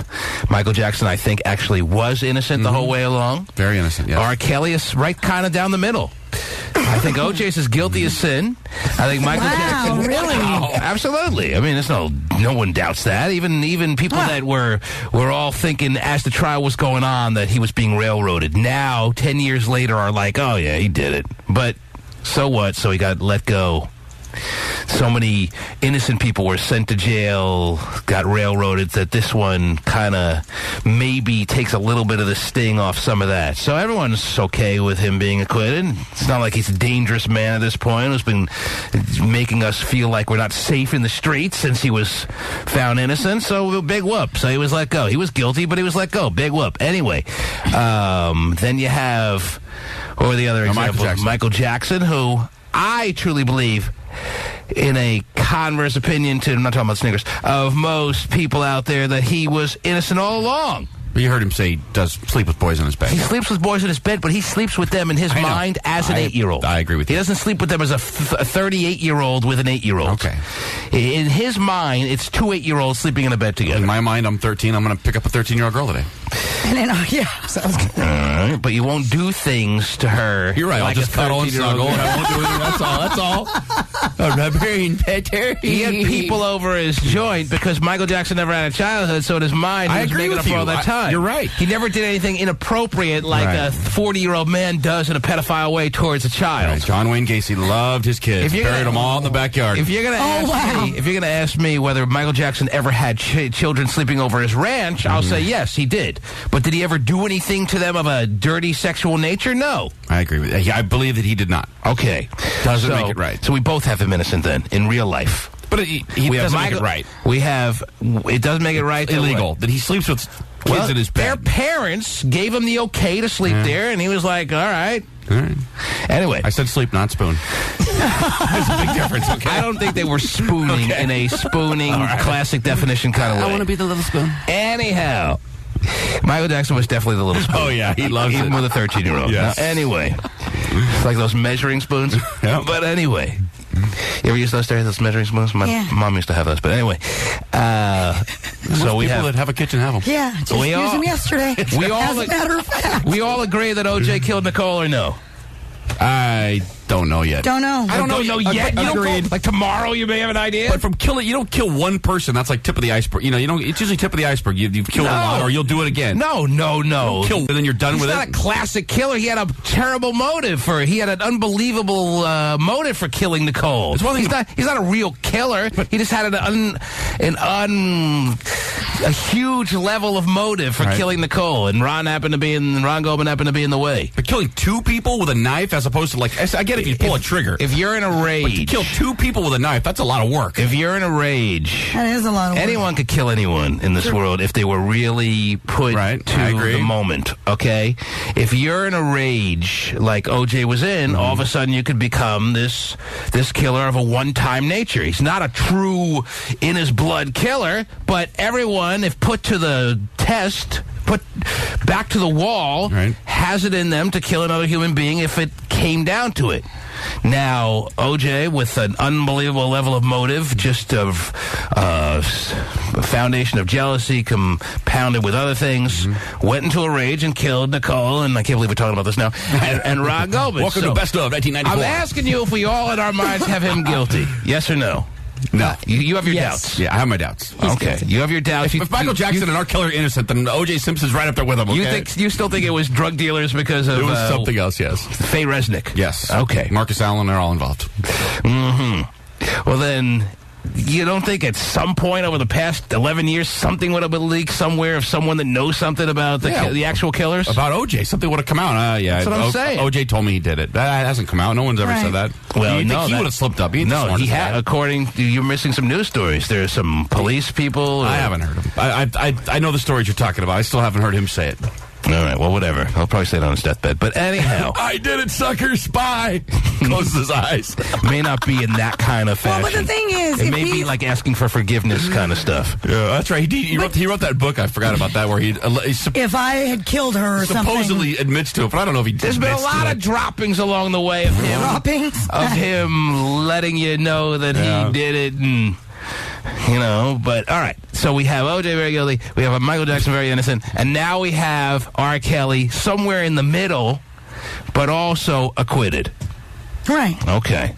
And OJ was found guilty in the civil case, so he was... Right. Yes. But you know what? He hasn't paid $1 of that, so it might as well not even happen. Right, of course. He's not going to pay $1. So anyway. He has a fake Rolex. He doesn't have any dollars. No kidding. That's the most embarrassing part of his life, the fact that he has a fake Rolex. Wow. All the things he's done. That may very well be the most embarrassing part of his life. Among some other things that he has perhaps to be embarrassed about. The fake Rolex is, definitely something to be a little bit hanging your head in shame about. But anyway... So R. Kelly is a free man, and after all the years of people watching the video and finally them bringing him to a courtroom to answer for that video and facing 15 years potentially in jail, he walks out crying and free. And what did the T-Man tell you? Just that. Not the crying part. I don't think you really called the crying part. Well, did you ask me whether he'd cry when he heard that he was innocent? No. If you would ask me, T-Man, what's going to happen when he finds out from the jury that he's an innocent man? I would have said, Terry, I'll cry like a baby. Because he's a very sensitive guy. Because so sensitive he is. Any man who writes the lyrics and the music for I Believe I Can Fly and You Remind Me of My Jeep, Terry, is obviously a very sensitive and feeling man. Sure. A sensitive, in case you missed it, Terry. A sensitive and a feeling. A man. Okay. I love throwing in front of every word. I know. You do. Okay, thanks so much. You do it so well, Terry. Anyway. Not really. Yeah, save it for professionals. Anyway, so R. Kelly is afraid and a sensitive, a man. Not necessarily in that order, but anyway. And he's enjoying a nice breakfast, I'm sure, right now as we speak. Sure he is. Not having to worry about, like Nick Hogan, whether you're going to be in solitary, whether you're going to be in general population, whether you're going to make it through the next 9 months. Right. Big wuss. Nick Hogan is. Crying like a baby. Well, that's what jail is supposed to be, by the way. It's supposed to be not the most comfortable place of your life. Is that right? Come on. You got Nick Hogan whining to his dad and his mom on the phone about how he doesn't like it in jail. Well, you're not supposed to like it in jail. All right. I'm not happy here. Get me on house arrest like Paris. Stop your whining. You're lucky you only got 9 months. True. Now get through it. Shut up. It's supposed to be a deterrent. It's supposed to be hard to the point where you don't want to commit any crimes the moment you get out. Why are people actually I hear people feeling sorry for Nick Hogan. I feel no sorrow for him. Good. You're the son of the Hulkster. Man up, would you? Okay. Come on. Son of the biggest wussy ever to walk the planet. Yeah, Roddy Piper's son probably wouldn't complain. Mm-hmm. Roddy Piper's son would never complain about having to do 9 months, Terry. I know. Roddy Piper would never let his son complain like that. Oh, no. And be on the phone like, oh, we're doing everything we can, brother. Yeah, brother. No, it's not gonna happen. Well, I'm really your son, Dad, but... Yeah, why do you keep calling me Why do you keep calling me brother? That's so weird. Michelle, you're on the air. Good morning. Good morning. How are you, T-Man. Michelle? If anyone wants to talk on an early Monday morning, Terry, sometimes people need a little time on a Monday before they feel like they're wanting to call the program. But if there's something you want to say, like Michelle, the number is toll-free as always, 1-866-663-T-MAN, 1-866-663-T-MAN. Yes, Michelle. I went to the movies this weekend, and I saw The Incredible Hulk. Yeah. And I don't know why your last caller changed his mind, but I'll have to be honest. Incredible Hulk is a 9. Yeah. Iron Man is a 10. But I'm surprised that it's that close. I mean, I have no doubt that Iron Man's a better movie, but I'm surprised people are saying that saw this movie that it's just one slight notch below how good Iron Man was. It was that good. That's pretty high praise for The Incredible Hulk. Why can you tell? Yeah, tell me why. Okay. The drama and the action of Iron Man was 1 point higher than the drama and the action in The Incredible Hulk. Are we really going there? All right, you're breaking it down in pretty clear terms, but... It was. What about the action? What about the overall just feel of the movie? You're saying just as good? It was a 9. Uh-huh. Yeah, just a 9. It was good, but nothing like the talks and conversations after Iron Man. But I like the whole interaction between, I think Gwyneth Paltrow added a lot to Iron Man. Was there any aspect of like that in Incredible Hulk? Was there a female character that kind of put it all in balance a little bit, or no? Nothing that would stand out in your mind. Uh-huh. So what you're saying is it was a 4 and Iron Man's a 10, and that's still pretty good praise for Incredible Hulk. No, I'd give it a 9 still. You're going to give it a 9? I'd give The Incredible Hulk a 9. Are you going to see the movie? I don't know. No, that means no. I got a lot of things to see right now. I just saw Iron Man. I just saw Zorro. Zohan. I saw Zohan. Yeah, you must have loved it. Yeah, you loved it. You laughed. He just saw Zorro. I'm going to see Lone Ranger next week. I saw Zohan in a matinee like on Tuesday, last Tuesday. Right. Come on. What else did I do? Did you like Iron Man? Did I like Iron Man? I loved Iron Man. Okay. I loved it. Then you will almost love The Incredible Hulk. Almost love. I'm sure I would love Incredible Hulk because I love Ed Norton. I think he's a great actor. I think everything he does is pretty, like the score was even good. You see that with Robert De Niro and him? And what was that movie with Mark Wahlberg that he made where they were stealing stuff in Italy? Yeah, Italian Job. Yeah, Italian Job. That was a good one. That makes sense, huh? Yeah. Italy. Yeah, everything. That was good. That was really a good everything movie. Ed Norton's been in, like especially Rounders, which every time it's on cable you got to watch. At least I do.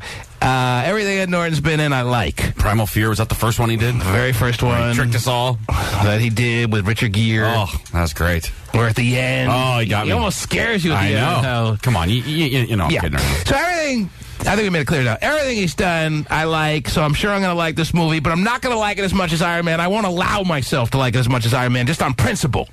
You're not going to wow yourself. But I have other things to see. What else do I got to see? I know there's other things I want to see. You don't want to see Indiana Jones. I know that. You're not going to see that. I saw Indiana Jones. Oh, that's right. That new Mike Myers cockamamie steaming piles coming out. The Love Guru. Yeah, I want to see that. Oh, man. It looks just like Austin Powers. Oh, but they're all the same. It's just going to be over the top and not funny. No, but what out? There's something out there right now that I know I got to see a hell of a lot quicker than I see. Kung Fu Panda. No. There you go. There's something else that's out there right now. What is it? The new M. Night Shyamalan. Oh, M. Night Shyamalan? No, M. Night Shyamalan's movies have gone downhill little by little every time he puts Oh, you know movie you got to out. see Sex and the City, right? No, it's not Sex and the City. The Strangers. Yeah, The Strangers. Yeah, The Strangers. I want to see The Strangers before I see Incredible Hulk. Terrible. I got bad word of mouth. Really? Awful. Dang it. I'd be careful with that one. All right, maybe I won't see it then. Anyway, Michelle, I'm glad you liked it. One notch below. One notch. Iron Man. Yes. Okay. Okay. Well, thank you. Have a good day, everybody. Oh, you too, baby. Josh, you're on the air. Josh, what's up? Not a whole lot. I was just calling in to say I think that Nick kid is just a little whiny bitch. For real. Nick Hogan? Nick Hogan you're talking about, right? What's that? You're talking about Nick Hogan? Does he call himself Nick Hogan or Nick Hogan? No, he changed his name. Yeah, he changed his name. That's almost whiny in itself, to change your name to the character your dad had that made him famous. Oh, Brooke Hogan, she changed her name too. They all did. Yeah, but Brooke Hogan's more in the... Well, even that, more entertainment, but it's kind of lame. But it's better than Brooke Balea. It's lame. Not quite as hot. I think it sounds... Ask any woman if you didn't have the Hulk Hogan legacy behind you, if you'd rather your last name be Balea or Hogan. You'd probably want it to be Balea. It sounds more exotic. Yep. But they changed their name to what their dad's famous character was. Oh, it's Hulk, son. We better listen to him. Mm-hmm. That in itself is a whiny, sniveling move. Absolutely. Whining about how tough jail is. Well, then you shouldn't have been driving and paralyzing, vegetabling your friend there, whose dad has been, calling Hulk Hogan. His dad, obviously, is not scared of Hulk Hogan. He's calling him saying he's going to kill him next time he sees him. You hear about that? Yeah. What if Vince McMahon set up an MMA fight with Hogan and this guy's dad? Would you pay for it? No, are you kidding? That'd be the biggest pay-per-view in the history of the world. That'd be the most real fight ever. If this dude's dad, who's in a hospital, on life support for the rest of his life, pretty much? Yeah, pretty much. If this dude's dad had some pay-per-view MMA fight with Hulk Hogan, with all the rage that he has in him, but that rage, you know what? That adrenaline may wear off and Hulk Hogan may wear him down, just knowing how to keep him at bay until the adrenaline just kind of subsides and then kick his ass. How bad would it be if the guy who deserves to be getting even for what happened to his son gets his ass kicked right on national TV? I'll probably have to turn the channel at that point. This is tough to watch. Not that I'm so sure Hulk Hogan can kick anyone's ass. Yeah, I don't know. He does a really good job, though, as a host for the American Gladiators. Yeah, but do you really think he's that good at it? He does. I think him and Layla Ali actually do pretty well. I like her way better. It just seems like every time he says something, it's the same thing. No, I know. But, they're good. I like the show, don't get me wrong. Great show. I actually like American Gladiators. I watch it with my wife. It's something that the whole family can enjoy. But we anyway, do that, too. I don't know how good Hulk Hogan is at being the host, but I like seeing him there. He's fine. Whatever. Josh? Yeah. Oh. You went all silent on us. Oh, yeah, I was just listening. Okay. I don't know. Didn't Hulk get on those phone calls or whatever he made to his son where he's saying pretty much it was that kid's own fault that he was in the coma and everything? Yeah. I don't know. That's just a terrible thing to say. I mean, I can relate to that because, my little brother was killed by a drunk driver when he was 19, and just to put the blame on that kid. He's serious? 3 years ago. I mean, I can totally understand what that guy's father or whatever, if he has any siblings, what they're going through, and that's kind of insensitive, and to put that on that kid. So you have this rage in you that you don't know, it's non-directional. You don't know what to do with it, kind of thing. I don't necessarily I think that would be kind of normal if some family member and I guess I can't relate, but I got a little taste of it recently that if somebody gets in a car accident and just dies out of nowhere and you have all this just anger of why did this happen and you don't know what to do with it, there's no productive way to get rid of that kind of emotion. It's just gotta, I guess, eat away at you to some extent, huh? Well, I mean, I had that rage when I was younger. I mean, I was 21 when it happened. I'm 24 now, so I did a lot of drinking and taking it out on people's faces. Oh, all right. Well, that's a good way. So, yeah, I got rid of all that. What do you mean? Got off probation. Mm-hmm. So, yeah, I'm doing good. So you just walked up to random people and punched them in the face? A couple times, but I went to jail. Sorry. Right. Yeah, you can't say that word on the air, but I understand. Yeah, sorry. Yeah. But, I mean, I got through all that, and I got through all that grief and everything, but still, I think it's a little bit insensitive for him to say, put all that on that kid. Yeah, that was dumb. Yep. It must be pretty therapeutic, though, just to walk up to a random stranger and punch him right in the face. Yeah. Well, it wasn't completely random. It wasn't completely random. You kind of did have a reason. They were acquaintances. That'd be cool. That's nice.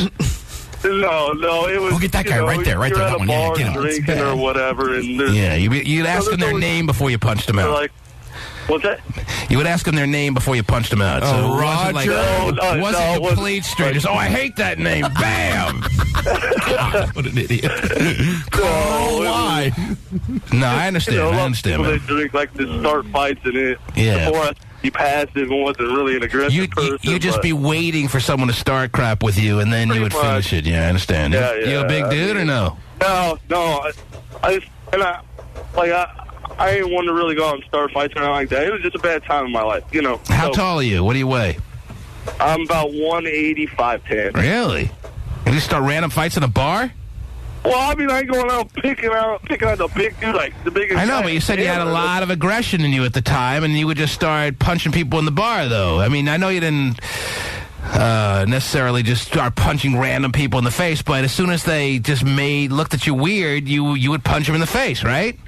Yeah, at that time, yeah. All right. Looked at me all crazy. Bam. Mm-hmm. And you weren't worried about getting piled on by 6 bouncers with not enough steroids to go around. And Oh, I'm not staying there every single fight. I got the best out of somebody. I can hit the mouth with a beer bottle, and that'll get you. Yeah, that's cutting everything out. Yeah, that stops the fight pretty quick. All right.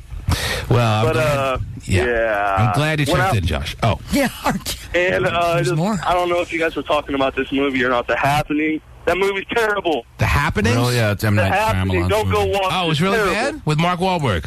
Yeah. It's bad? You saw that? Yeah, I went and watched it yesterday. And it was awful? No, it sucked. It was terrible. Oh, it wasn't awful. It sucked. Yeah. Worse than awful. Don't call it awful, T-Man. Wow. That's what I'm telling you. Everything M. Night Shyamalan puts out lately gets worse than the one before it. That's exactly everything that you want to see is in the preview. Every single thing. Wow. He's very good at making the previews look really over-the-top good, and then you're just sitting there like, what am I doing here? I like The Village and Signs and Sixth Sense. Those The are all good to me. Village had a good ending because the twist at the end, and he's so into the twist at the end. Oh, yeah. Terry loved that. But I love that's good enough. Yeah. Lady in the Water sucked, but that's like his only turd, really. The Village, I mean, you didn't see that coming or anything? No, or right. what? I saw it coming. I had no idea. I The saw Village it coming. was amazing. The Village was Oh, great. please, it was amazing. It was a loved it. 2-hour bore Oh, with my an interesting God. twist at the end. I loved it. Village was amazing. I loved it. Oh, please. You must have downloaded it or something. We're doing stuff while you were watching it and didn't realize how bad it was. No, I went Did you to see the- it in a theater? Were you trapped in a theater? I was trapped in a You theater. were trapped in a theater with it? Yes. And you thought it was amazing? Yes. The Village? Yes. It's as good as Sixth Sense. You just... No way it was as good as Sixth Sense. Are you kidding me? Ooh, twist at the end. Sixth Sense was incredible, which is what M. Night Shyamalan's been living off over the past 10 years. Well, Unbreakable, people like that, too. Oh, yeah, Unbreakable was forgot about that one. okay. It was boring. It was very slow, a lot of points. Don't compare any of his movies. Sixth Sense was in a stratosphere of its own, and the rest of his movies are a pile of crap. I just watched Sixth Sense again. It's good.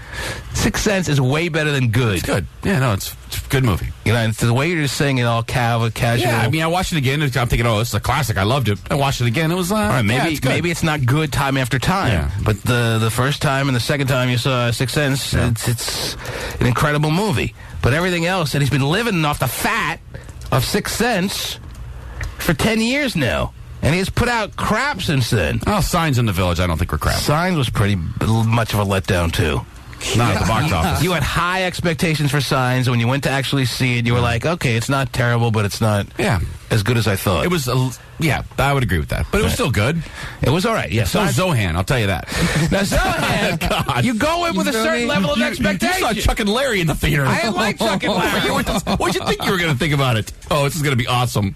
And listen. When you go pay your $10. You see lots of turds, but I certainly have seen my share of turds. Right, on purpose, though. You know Chuck and Larry's going to suck, and you go to it. Well, sometimes I have nothing better to do with my life. All right. But that's all right. That's an answer. The T-Man Show. Jennifer Garner made a big boo-boo. Hope someone got video of that. You hear this? Jennifer Garner made a big boo-boo. Oh, yeah. There's the actress yesterday peering into her SUV after accidentally locking her 2-year-old inside. Oh, that's nice. As it turns out, little Violet was holding the car key in her hand. Okay, good mommy move there. So is Jennifer Garner the type to, like, over-scream and panic when her daughter is locked in the car and just be jumping up and down the parking lot? Help somebody! Yes. Call 911! Yep. Well, I mean, I guess there's a level of concern that should be you think? Going on there. If Right. your daughter's locked in the car and you can't really get to her for a mom to feel, but is she the type to over-panic? A little bit. I think so. Over-scream. Yes. And over the world is needing to help me out before anyone else in the world. I'm first in line for help right now. Yeah.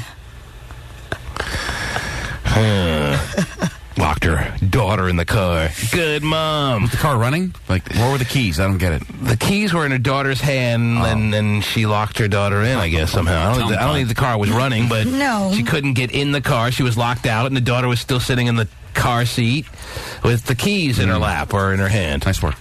Yeah, good mommy move. A quality mom, more concerned about her Starbucks than her daughter. Oh, we don't mention Starbucks on this program anymore because the owner's a traitor. But anyway. You can mention it sucks. You can do that, right? Yeah. Okay, good. People do love it, though. It's unbelievable. They still give money to that guy. Well, not to the same capacity. I mean, the stock is like more than split in half. Right. Every time I drive by one that's packed with people. Well, people have to lounge. But anyway. There's a Starbucks at my house with a Tully's inside of it. No, I'm just kidding. Seems like it, though. It's packed with people. Anyway, so Jennifer Garner got her kid out of the car eventually, or is she still sitting outside the car waiting for someone to help? I'm assuming she got her daughter out. Yes. Yeah. Those stories usually have a happy ending. Yep. All right? Yep, I know. Where probably with her car, she said to call a number and they could unlock the car for her, and then she's like, for a minute there. One of those moments, right? No big whoop. I mean, it is a little hot out. Still, you don't want to look bad. No. You don't want to feel like you are an inadequate parent. Any of that stuff. As a dad, especially with the tabloids watching you and everything. Sure, really, absolutely. And all the criticism that Britney Spears got and all that stuff. Yeah, but Britney Spears, what she was doing was less of an accident than this kind of situation I know, but still, you don't want to be even, put in the same. As a dad to a 3-year-old and a 1-year-old, I'm sure if my kid got locked in the car, I'd be a little nervous for a second. But I keep my composure and realize that you got to be pretty dumb to lock your kid in the car, but it could happen, I guess. How about 2 kids? Can a 3-year-old unlock it? Are they not capable at that age? Or no? This was a 2-year-old, and she probably could have talked her through it, I guess. Yeah. But no, that button. No, that's the panic button. Oh, jeez. Oh, you're as dumb as your dad. Even worse, you're as dumb as Matt Damon. But no, Matt Damon seems pretty bright. But anyway, okay. So it was a happy ending. I'm sure they got her out of the car. Let me see. Should I play the rest of it and find out? Okay, let's find out here. Jennifer Garner made a big boo-boo. There's the actress yesterday peering into her SUV after accidentally locking her 2-year-old inside. As it turns out, little Violet was holding the car key in her hand, and when the door closed, Mom was SOL. After some coaxing and simple instructions from Jen, Violet learned how to unlock the car from the inside. Oh, she did get her daughter to open the car for her. Right. Mommy can't figure this out, but maybe you can, Violet. And both walked away with giant smiles on their faces. Oh, big happy moment there, just as I thought may have happened. So you can talk your 2-year-old through it. Yeah, sure. All right. Try it out today, T-Man. Okay. What else is going on in the world? What else is happening? I have a story out of North Carolina where parents accidentally killed their 13-year-old son by tying him to a tree for 2 days. Seems like a pretty big accident, yeah. Yeah. Apparently, the 13-year-old boy was a little bit, having behavior problems, behavior issues. So as part of the punishment, they tied him up to the tree. First time, they thought, okay, he'll mellow out. and then all of a sudden they did it again, left him out there for 2 days, came back to untie him. He wasn't breathing, it wasn't alive. Yeah. Bam, he's dead. Well, unfortunate accident, it sounds like. Supposedly right. Yeah. Anyway, they're being charged. Wait. Why are you saying it's an accident? Well, that's what the news source is saying. How is that considered an accident? Well, it's not like premeditated. I guess they're not thinking to themselves. I guess they're probably thinking, oh, this is just a punishment thing. He couldn't possibly die, so that's why it's accidental. It's not like they're saying, yeah, if we leave him out here, he'll die. Well, then any death can be considered accidental. I mean, I meant to wound him, not kill him when I shot him in the heart. All right? I mean, they tied their kid to a tree. Right. For 2 days. Right. And the kid died. They did. Accidents happen. Yeah. Come on, accident. For 2 days, they didn't untie their child? Well, like I said, the first time they did it, they did let him out. They did it twice? Yes. All right, the second time they tied him up for 2 days, for 2 though, right? days, yes. Okay. They went back to check on him and... Hey, we did this before, and it worked out fine. And now he's dead? Must be from natural causes, because it probably wasn't from us tying him to the tree, because we've done this before. We're trained professionals at tying our children to trees. They are being charged with felony child abuse and first-degree murder. All right, and so are being somebody held out without there... bond. Good. Someone out there apparently doesn't think it was an accident if they're being charged with first-degree murder, okay? Who's that? Well, there's what? They're mugshots. There's the parents. They look like normal parents to me. They look like anyone who could be out there right now. They don't look backwards. And they don't. Small town. They don't. Well, they look a little backwards in small town, but a lot of people do. But they look like anyone that you could see on Tari Cam this morning. Maybe a little older than the people on Tari Cam, but no, not necessarily. They look like they're in their, I don't know, mid-30s, something like that, or... He's 41, she is 36. Mm-hmm. So add that to the parenting handbook. Do not tie your child to a tree for 2 days. Yeah, how about that? Well, only a day and a half. Okay. That's the limit? That's apparently the limit, yes. All right, you want to put these pictures up on the tmanshow.com page so everyone can see how normal-looking parents can be facing first-degree murder charges if they overtie their kids to trees? Overtie them. They can crank away on them, too, right? Yes, they can. That is the moral of the story. Don't overtie your kids to trees when disciplining them. Only tie them up for a day and a half and just, leave a little slack so that they can take a breath every once in a while. Pasty, on that, people like to see stuff like that. They're dying with curiosity to see what parents... Yeah. I'm dying to know. People are probably thinking, what these parents look like that tied their kid to a tree to cause their kid to die. Right. It's kind of like when you're driving behind a crazy driver. Oh, you just got to pull up alongside. I got to see what this person looks like. I don't know why that is either. I got to get a look. I mean, you'll drive 105 miles an hour just so you can get a look at this person. What kind of a jackass has a signal on for 2 miles? I have to see. I have to see what this person looks like. Oh, now it makes sense. Yeah, it does for sure now. Oh, my gosh. They look just like what I thought. So that's the kind of mode that I'm sure people are in, that they need to see what these parents look like that killed their own kid. Because the kid was a discipline problem. Yes, being disobedient there for a minute. The kid was a disciplinary problem. Yes. The parents are wonderful people, obviously. Oh, for sure. Well, tying people to trees is funny. North Carolina, Can't help. I've told you about this porno before, Terry. It begins in the first 5 minutes. I've told you this many times. This dude is tying this woman to a tree and then just... Oh, that's right. Totally blasting away at her. Really? Yes. While she's on the, how was she tied on like this? Or tied to the tree. Well, I'm just saying. She's tied. Are there two trees? It would be difficult if, trees or behind. She's hugging the tree. That's what he's asking. Is she hugging the tree? No, she's not hugging. She's not face to the tree. She's back to the tree. With her arms tied behind her back? No, her arms are not behind her back. She's tied at the waist to the tree. So how was he making things happen? He doesn't need her mobility to be a top... He's taking care of things. Okay. I'm going to have to see it. Well, I'll have to lend it to you. But I must have it back. For sure. All right. Actually, I'm not the owner of this. Wow. Particular piece of material. But anyway. All right.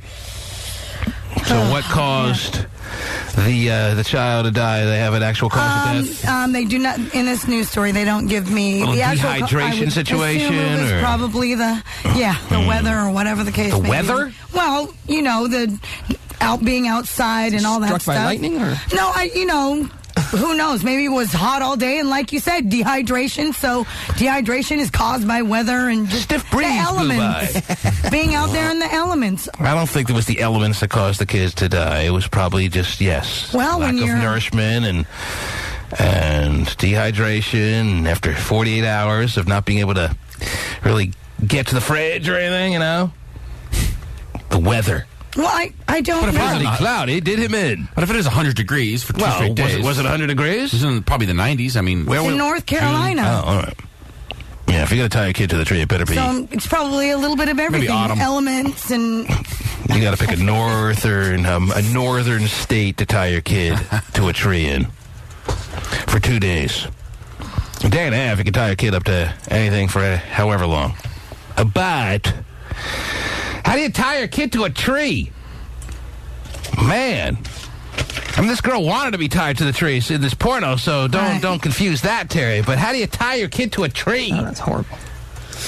No, not how do you do it mentally. How do you do it physically? Both of them, I would think. Jeez. Jake, you're on the air. Hello. Hey, how you doing? Pretty good, Jake. What's up? Well, I would like to talk about the Nick Hogan and maybe even these parents that tied their kid to the tree. Yeah, let me see that story. Go ahead, Jake. How crazy you got to be to tie your kid to a tree? That's kind of retarded. Oh, it does say in the story that the temperatures at the time the kid was tied to the tree were in the mid-90s. Well, I tell you what, it was probably mid-90s and about 100% humidity because I'm from Georgia, and that's all it is, always there. Well, the pictures of the two parental monsters, if you're inclined to think of them as such, are being put up on the tmanshow.com as we speak there, Jake. So if you're dying to see what two monster of a parent kind of situations look like, then it'll be up in seconds. Is it up yet, Pasty, or no? In seconds, Jake. It's up. There it is. It's there already? Actually, I can't check. I can't check the T-Man show right now. I'm at work. But what do you do, Jake? I'm a field service technician. For who? It's called Getting Good USA. I work out at UCSF. Getting Good USA? Yes. I think you said it wrong, but it's the Swedish name. Don't worry about it. When the Getting Good USA truck shows up in your driveway, do the neighbors start talking or what? We show up at big places, businesses. I guess the Joneses are getting it good this morning. Yeah, that makes one of us. You do what now? I work on medical equipment. All right. So, jeez. I saw that hubbub in the background. Someone getting it good? Yeah, it was my boss yelling at me. Your boss knows you're on the air or what? Yeah, he does. So what did your boss say there? He wants you off or what? No, it's all good. Oh, it's all good. Getting good. Yeah. I got a cool boss. He's just making fun of me. Is that your slogan? Yeah. He's like, way to get the company name in there. You get a bonus today. All right. So what can we do for you? Check this out. Yes. Let's check this out. I was say that on the job a couple of times. Getting Good USA. Yeah. Go ahead, Jake. I was in the military, and I think about this guy, this Marine that was in a Hogan's car when he had an accident. Yeah, it's the dude who's now in a vegetated state because of the accident that Nick Hogan and this man who's been threatening Hulk Hogan's son is now in. They were in the car together, and your Marine experience tells you what?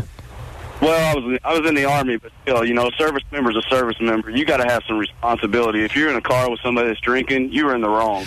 Well, the drinking really, I don't think, was that big a factor. If you know what the toxology reports say, Nick Hogan, at the time of the accident, only registered, as far as the breathalyzer, a .02, which is like less than a shot. So I don't even think that the alcohol was what caused them to crash. I just think they were were driving at a unusual, well, maybe not unusual for Nick Hogan, but like over 100 miles an hour, and whatever reason caused them to lose control of the car at that particular second. They crashed into a tree or something. Is that what happened? They went into a tree? Yeah, pretty much. They went into a tree, and the rest tree didn't move. The rest is unfortunate history. Yeah, they. Well, check this out. If you're a Marine, or a person in general, you're a person, and you know that somebody's driving a Supra that has 500 horsepower, and they're driving 100 miles an hour. That's easy to do with 500 horsepower, and they have an accident. Guess what? You're a fault for being there. What does a normal Supra have as far as horsepower? 300 horsepower. So that's a real souped-up Supra, then. Oh, yeah. Yes, it is. His is like unreal, I've seen right? it on video before. So if that was the right car, I'm not sure if it is, but it probably is. And as an adult male who's been in the Marines, like this dude who you're talking about in the vegetative state has been, you're responsible for your own actions. Now, it's hard to say to a guy who's never going to come out of his coma, it seems, but that's your feeling on this. You have little levels of sympathy for the other family because their son made a voluntary choice to get into a car that he knew full well was going to be driving well over 100 miles an hour. Agreed. That's exactly right. And I'm not saying that that's my feeling. I'm just making sure I understand your opinion on this. Don't say exactly agree how I like feel. it's my... I feel bad for somebody that, like the Josh guy that called earlier, and he has a brother who was killed by a drunk driver, get hurt. and now goes around punching people in the face at random, yeah. Yeah, I feel bad for somebody like that if they get run over, by a drunk driver. But if you're in the car, and, you know the car's excessive speed, whatever, you got to stop the fall. I'm not saying he didn't. I would tell you that I tend to go faster. I tend to agree with you. I tend to feel the same way you do. I mean, at some point, he could have said, let me out of the car, or, I know you drive too fast, and then you're taking your chances when you get in a car with Nick Hogan, knowing full well that he loves to drive fast, and there's the car to do just that in. And if you crack up, well, hopefully you won't get hurt, but if you do, hey, whose fault is it? It's pretty much... You got to feel sorry to some degree for the person, but how sorry can you feel for a person who made his own bed there? And chose not to wear a seatbelt as well. Right. Also a bad He wasn't wearing a seatbelt? He was not wearing a seatbelt. Mm-hmm. Took a pass. Too cool to be wearing a seatbelt. Sounds like it. Makes it your fault. Nick Hogan... You got to have responsibility for yourself, regardless of who you're riding with. Nick Hogan tweaked the car so it's not like blaring at you every second you're driving when you're not wearing a seatbelt. Because what car doesn't annoy the hell out of you to the point where you have to put your seatbelt on these days? It won't stop ringing. It will not stop ringing. I'm in a parking lot, just driving around, and I'm waiting for it to go off. It will not go off. Yeah, I tested it too. I thought at some point it would stop alerting me to the fact that I didn't have a seatbelt on. Yeah, no. But it'll just keep going over and over for as long as you're driving. Torture. Every car. I know my truck will beep after about 10 seconds of not wearing it and driving. It'll beep all day long. Right. That's what I thought. I thought, yeah, they're making every car like that these days, but at some point it gives up on you. Yeah, but not anymore. At some point it says, okay, we get it. You're not going to put your seatbelt on. Fine. Die, dumbass. But no, cars will, the way they're making cars these days, they will just continually alert you that you're not wearing your seatbelt. Yep. But maybe for the driver. Mine will beep for about 30 seconds, stop for about 10, and then beep for another 30 seconds. Yeah, exactly. Seconds. That's what I thought. When it stops beeping for that 10 seconds, you're like, okay, I'm in the clear now. It realizes that I'm not going to be putting it on. But then it starts up again. That's right. And I guess that's a good move. I guess it's... Absolutely. You shouldn't have to tell people to wear their seatbelt. You shouldn't have to torture people into wearing their seatbelts, right? Don't people know by now? But no. Are people so stupid they don't wear seatbelts? Yes, obviously so. Gosh. I was raised to wear my seatbelt, so it's pretty natural for me. But then you get that one day, you forget about it, and then it beeps the crap out of you. Forget about it. Yeah, that's like the first thing you do. Yeah. Yeah, eventually it becomes like you don't even realize you're putting it on. Yeah. It's like free insurance, though. Why wouldn't you put it on? It's like free health coverage. Some people who don't wear their seatbelt would say, I just don't like the feel of it. And like I have a friend who never wears a seatbelt. And I asked him the same questions. How do you not put it on? I just don't like the way it feels. Kind of like condoms. Okay. Oh, that I got friends that like to put their seatbelt on. I can understand a lot more why someone would not wear a condom, even though you're facing death there too. You are, yes. And not wearing a seatbelt. And you're going to be with some kind of car wreck next door you picked up at the bar, yeah. Because if you say, I don't like the feel of the seatbelt, it makes a hell of a lot less sense to me than I don't like the feel of wearing a condom. Right. All right? You know. I don't like the feel of wearing a condom. You're facing death. You know what's funny also is when somebody puts a seatbelt on, but then they pull their seatbelt about 5 feet away from them and put a clip on it, and You know, you're like, what the? Now that's is that all about? That's a lot of work. You know, they'll pull their seatbelt out just to keep it from being on them, and they'll stay there with it off. You tack that on that the dude wasn't wearing a seatbelt. And it is, as Jake is saying, he doesn't feel sorry for this dude or his family. I mean, you may feel sorry for his family to some extent. His family, that's an unfortunate side of the the incident, but the Marine himself, that's your own fault. If you were there, you knew something was going down, you should have stopped Now the audio tapes are out there of the dude's father calling up Hulk Hogan and saying he's going to kill him. Oh, that's possible, but let's hope he has a little bit more responsibility than that. Mm-hmm. All right. Thanks, Jake. Hey, thanks a lot, man. I'll have a good one. Have fun, and what's the name of his company again? Some Swedish name. Name that I good. Twisting you up just right, USA. Yeah. Oh, that sounds good. Are they hiring? Yeah. Wow. Gotta get a part-time job there. The T-Man Show. Are Jen and John finally making it official? That looks real to us. The Lovey couple made their first appearance at a public event together last night, even posing for a photo. And ET Online was the first to post it. Jen hung with pal Courtney Cox-Arquette and Mary Finaro, the founder of OmniPiece, at an OmniPiece dinner at STK. Oh, I bet you John Mary got a nice OmniPiece. Wow. Mm-hmm. Lucky dude. Freaking lucky. Would you like that one night twisting up Jennifer Aniston? Yes. Okay. I would. No question. Then why does he get so lucky? Has he done anything recently? Has he put out an album in the past 2 years or what? I know in 2007 he won Grammy for like best pop vocal album or something. He's always put out some DVD put out in 08. Has he made it on his own success, or is he related to someone, or he just made it on his own? Yeah, just made it on his own. And now he's screwing all the hot of the hots, the hottest of the hots in the Hollywood world. He is. From Jessica Simpson to Jennifer Aniston. All off your body is Wonderland? Yeah, pop-wise, yeah. Mainstream. People love him. Yeah, that song's Wow. I could have done that. I mean, he's not overly handsome Well, he's either. super talented on the guitar. Yeah, he is. He's a good-looking guy. No, he's talented. I know. No, Ridiculously definitely talented on the guitar. But, I mean, come on. Does he deserve all this? People love him. No one deserves all this, actually. No. And Jennifer Aniston is what, about 7 years older than him? Is that fair, or is that about right? He's probably 31. I'm thinking she's about 38, right? Yeah. It's even better. I don't know. Damn. It is good to be him. That only adds to it that Jennifer Aniston is even older. And now he's running through her, and you know it's going to last maybe another 2 months. Maybe. Sure. Beginning of the end is that they've gone public now with their relationship. Yes. That is the beginning of the end. That's his way out of this. Going public. Mm-hmm. He used to taunt Jessica Simpson for her personality, so maybe he'll like somebody with a little more of a personality like Aniston. Yeah, he did. He used to taunt Jessica Simpson, like make fun of her in public. Fun of her in front of his friends. Yeah. That was like the story that came out. I love that. He would have sex with her and then make fun of her in front of people. Well, that's when you know you're totally on point, when she doesn't even either realize or have the ability to do anything about the fact that you're making fun of her and just is willing to put up with that, means you are obviously about it. Yep. As far as what you must have laid it down real right for her to just be like laughing it off, knowing you're making fun of her. Yeah.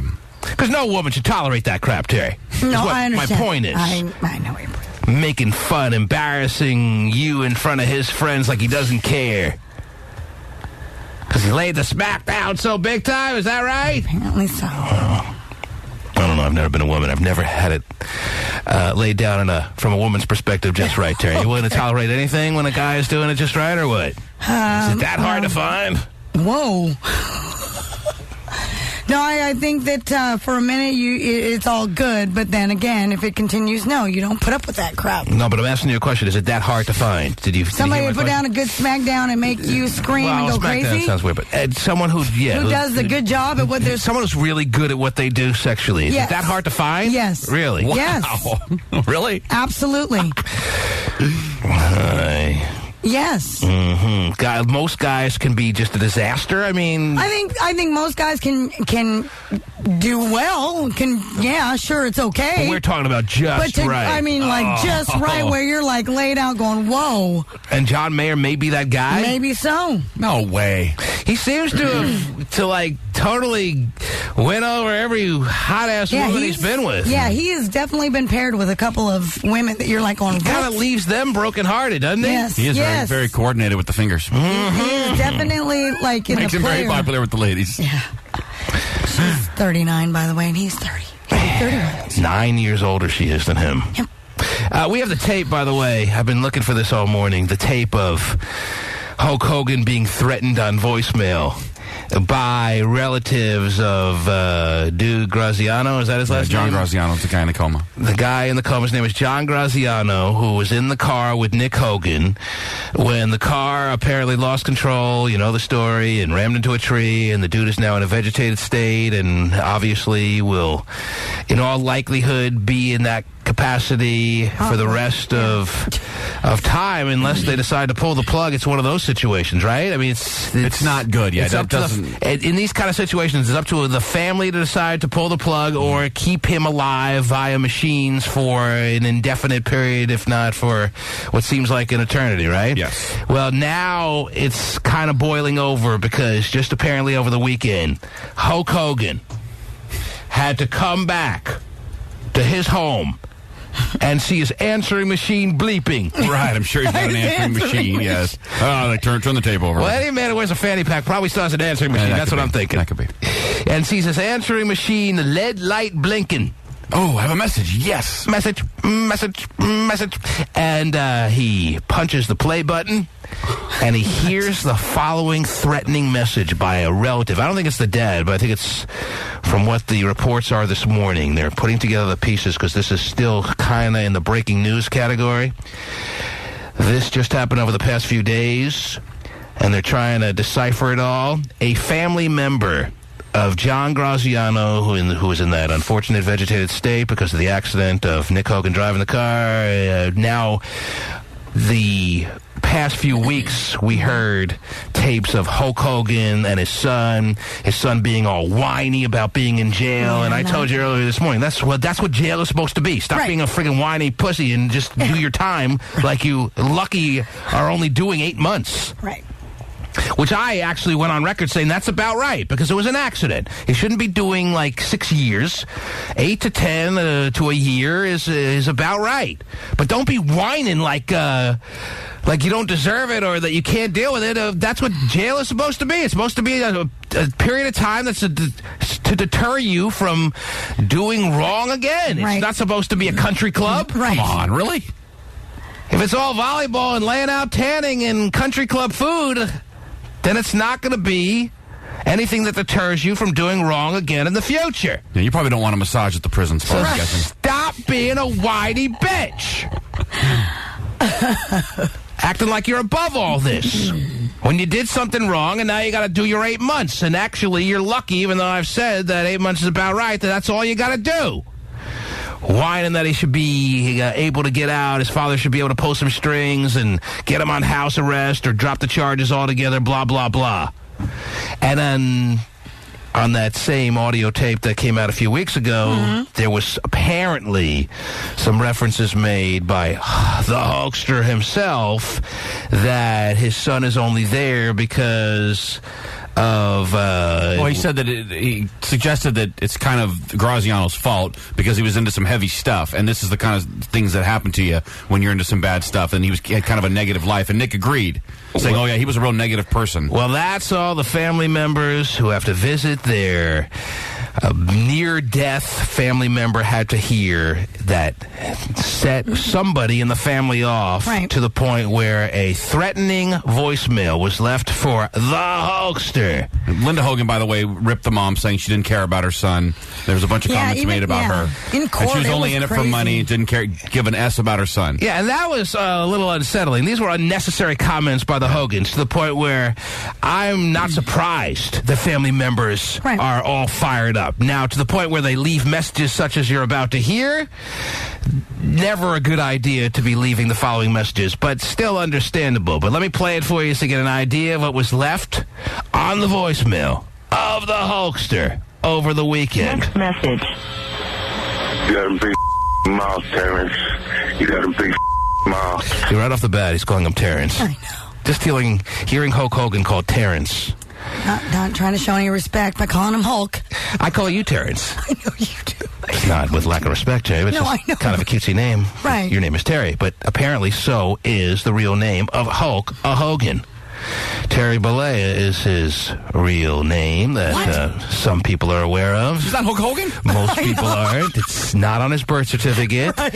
It does not say Hulk Hogan. His given name by his mom way back a number of years ago wasn't Hulk. Baby Hulk. Oh, he's so cute. Terry Bollea is his real name, and the family members of John Graziano don't seem to be interested in referring to him as Hulk Hogan.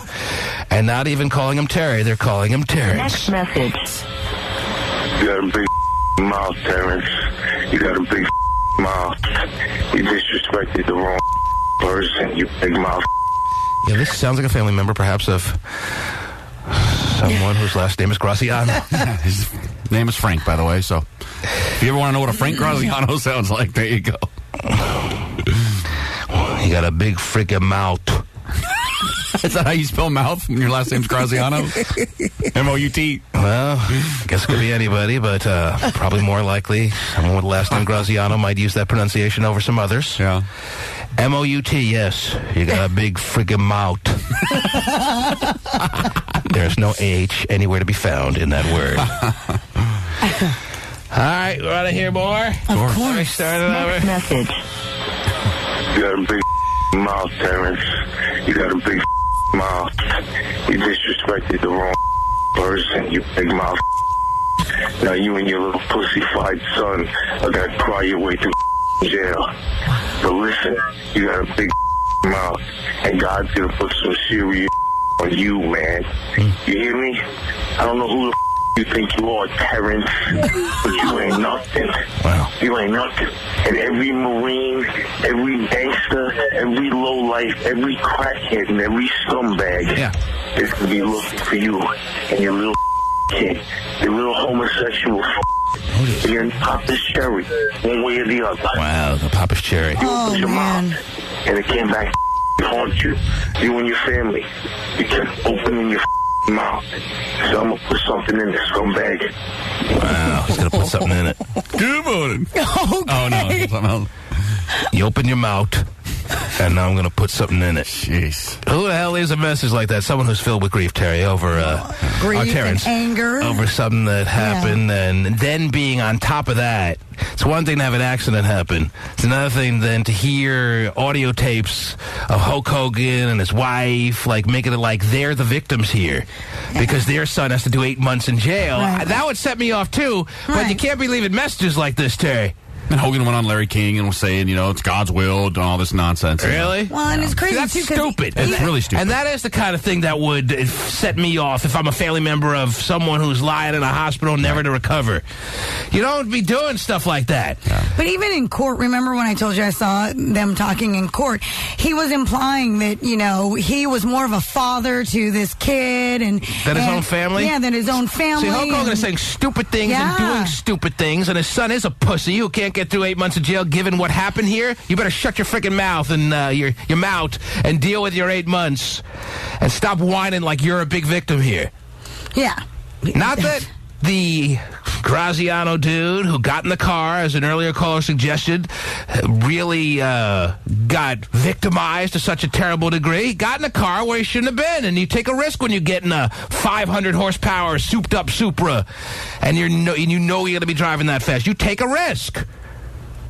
His parents were like, kind of like making excuses for Nick, trying to let him off the hook in prison. So we're not all feeling woe is me for what happened here, but the Hogans don't need to be going off like they're going they here. Don't. It's just out of, I agree. It's out of line. Pick up the tab at the hospital and shut your mouth. Right, and they should, But by absolutely. leaving a message like this, all you got to do is get yourself in more trouble. Yep.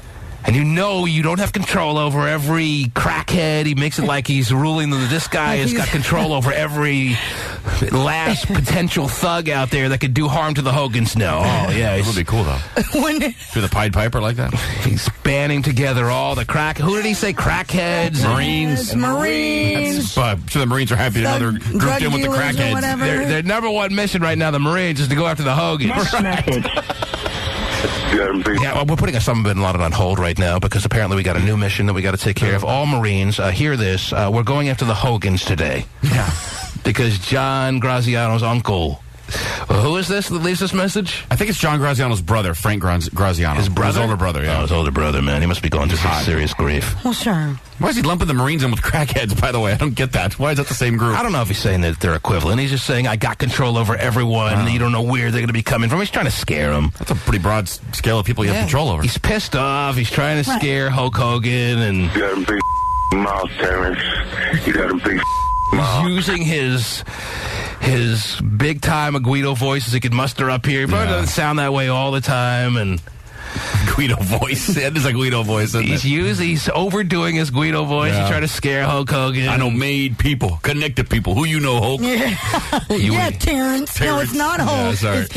Terrence. Well, I'll just get King Kong Bundy and Paul Orndorff, and we'll kick your ass. What if he did respond? Let me tell you something, Graziano. Let me tell you something, brother. You barked up the wrong tree. Listen here, jabroni.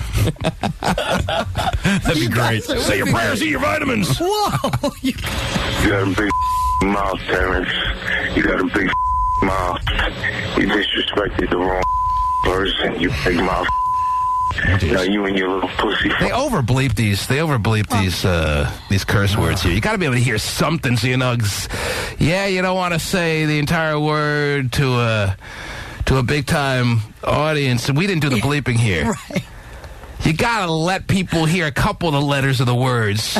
I know what words are underneath these bleeps because I know how people like this talk, Terry. Yeah, so what's underneath there? But some people may not know what's bleeped out here because it's over-bleeped. Whoever did the bleeping here. Here, I'll tell you what you're missing. Big mouth, Terrence. And well, you obviously know what's under that bleep. Mm-hmm. Right. The F word. A big jolly mouth. Mm-hmm. You got a big mouth, Terrence. You got a big mouth. You disrespected the wrong person, you big mouth.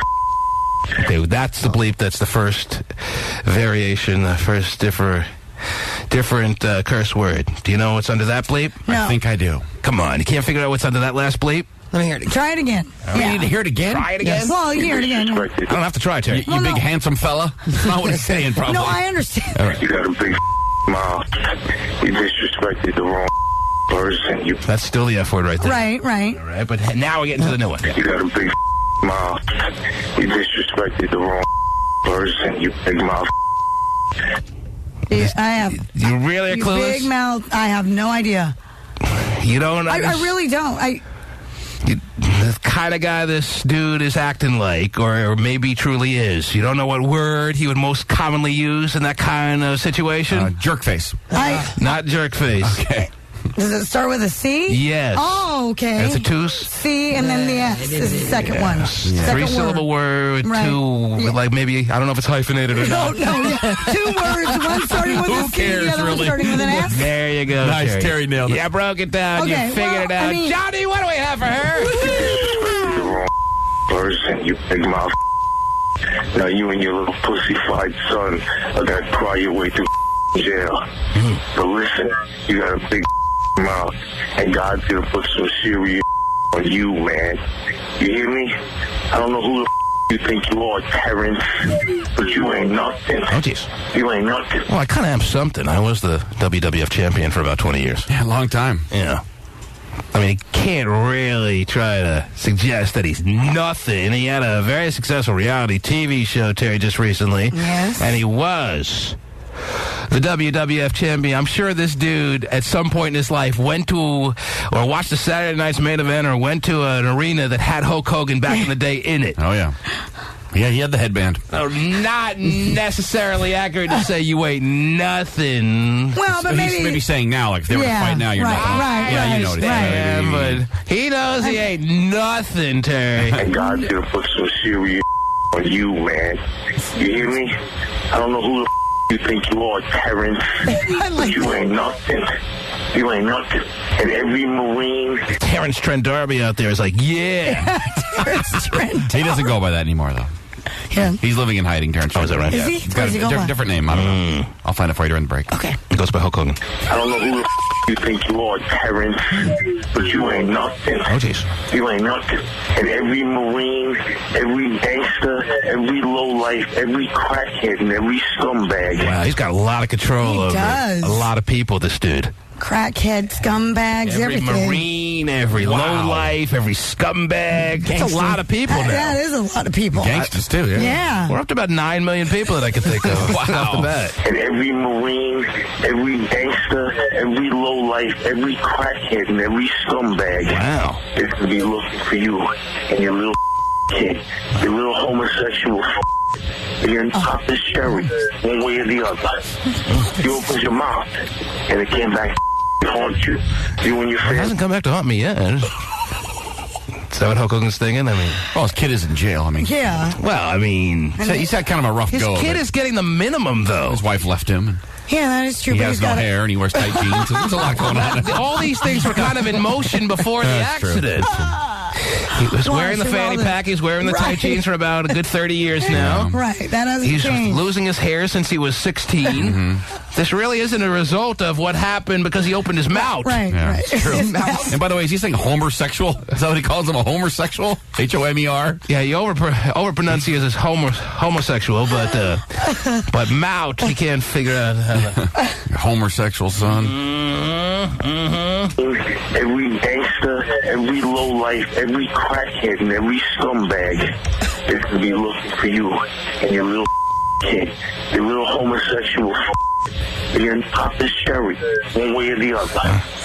You opened your mouth, and it came back to haunt you. You and your family. You kept opening your mouth. So I'm going to put something in this scumbag. Wow. So are you going to put something in, or are the scumbags and the crackheads and the lowlifes and the Marines? Who do I got to watch out for? Yeah, if you're in charge of 9 million people, why would you do it yourself? At one point, he says the Lord is going to take care of you. Then it's the crackheads, the lowlifes, the scumbags, and the Marines. Yeah, the military. And then at the end, he's going to do it. Right. So, figure out your strategy here, dude. That's the point. He wants Hulk to be looking all around at all times. If the Lord's watching him, then your whole life you got to be looking around. But see, Hogan talked about God and the Lord and that kind of thing, so that's kind of in response to that. That John kind of got what was coming to him because of the way he lived. He kind of suggested that. Uh-huh. That's why he brings that up. Got it. Not good. I see. Well... Yeah, there was a friendly little... Nice little voicemail to come home to. Message left for the Hulkster. You're a little worried if a guy named Frank Graziano leaves you a message. You're a little worried. Well, that's what Frank Graziano's hoping, and that's why he overdid the voice there. And Frankie, I don't know. Got one message. Is this dude talking like this all day long? Maybe. Yeah. Maybe. I don't know. Wow.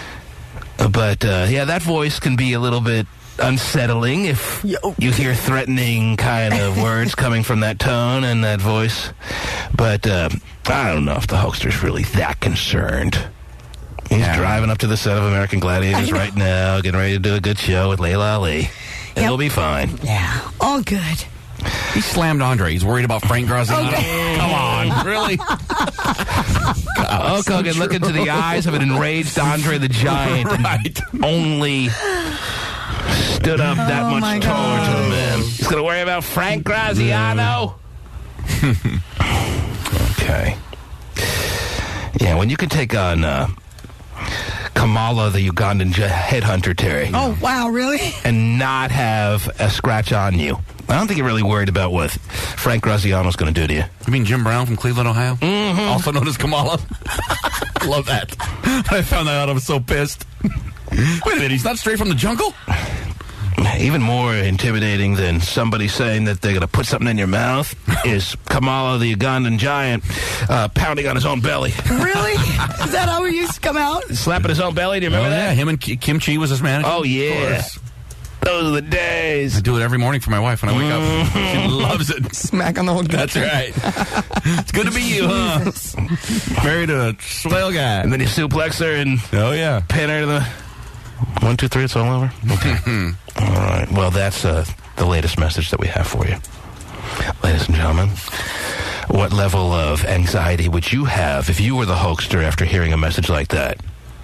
A high level of fear, or doesn't affect you at all? As a matter of fact, you're laughing it off all the way through. Or if you are outwardly laughing, are you still internally churning and worried, or no? I'm worried. I think you should be worried because this is a revenge factor of a serious proportion. I understand this dude, this isn't some guy just making a random call for no reason. The dude's brother is laid up, and he has to be reminded of that on a regular basis. Not something that you have closure over.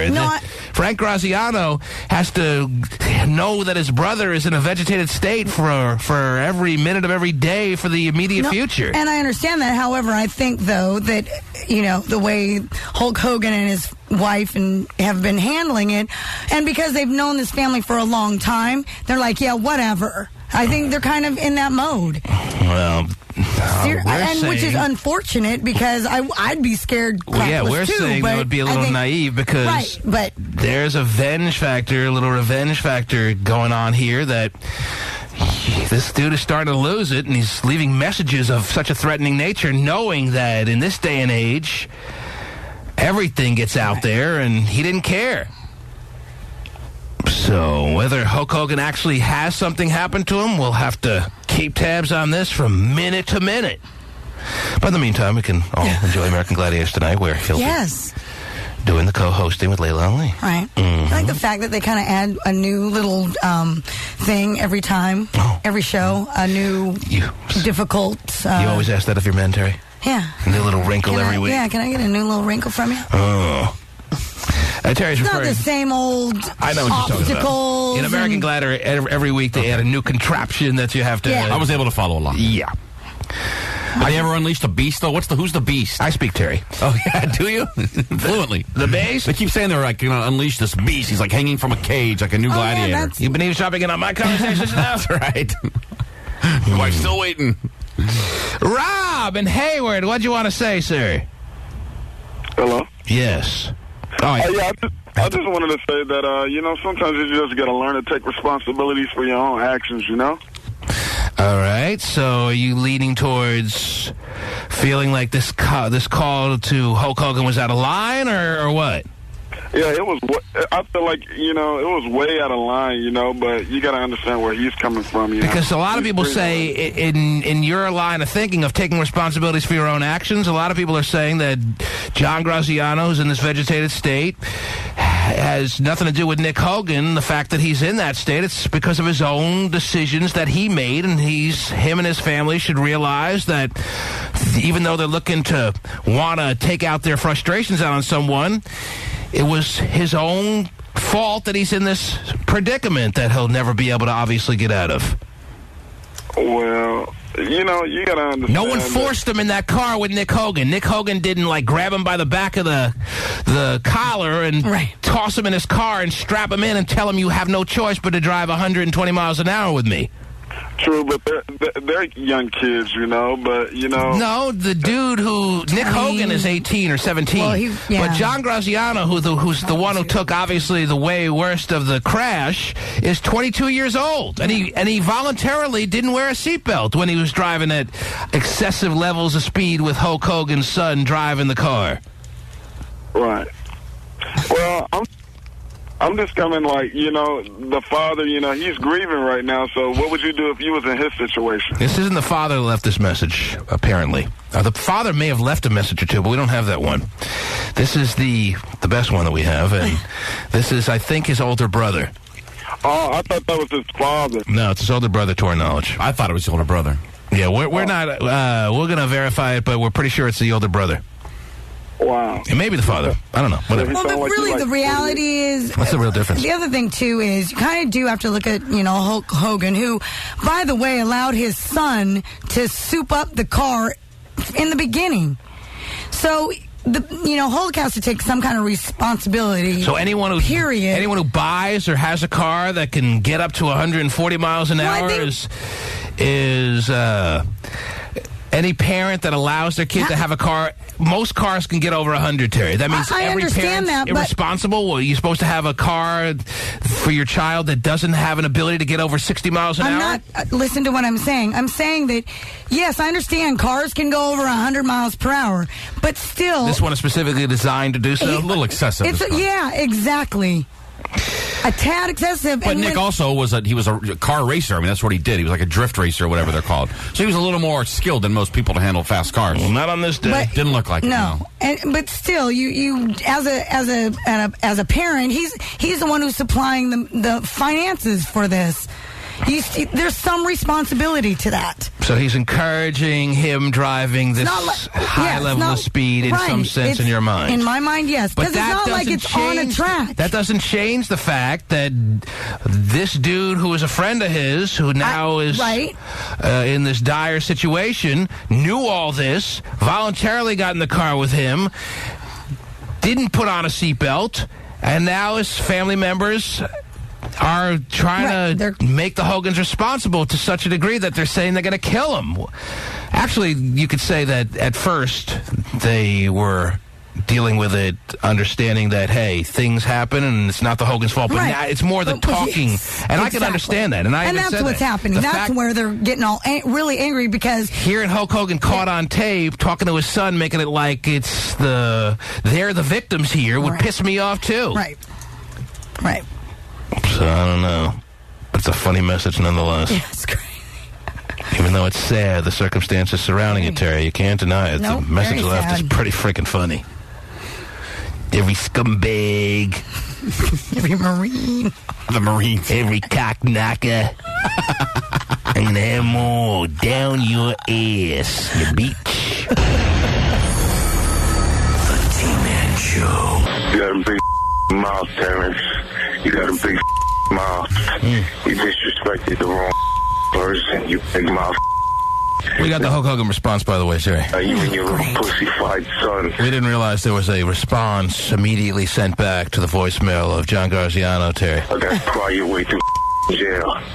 But listen, you got a big mouth, and God's going to put some serious on you, man. You hear me? I don't know who the you think you are, Terrence, but you ain't nothing. You ain't nothing. And every Marine, every gangster, every lowlife, every crackhead, and every scumbag is going to be looking for you and your little kid, your little homosexual you're in top this cherry, one way or the other. You opened your mouth, and it came back to haunt you. You and your family. You kept opening your mouth. So I'm going to put something in this scumbag.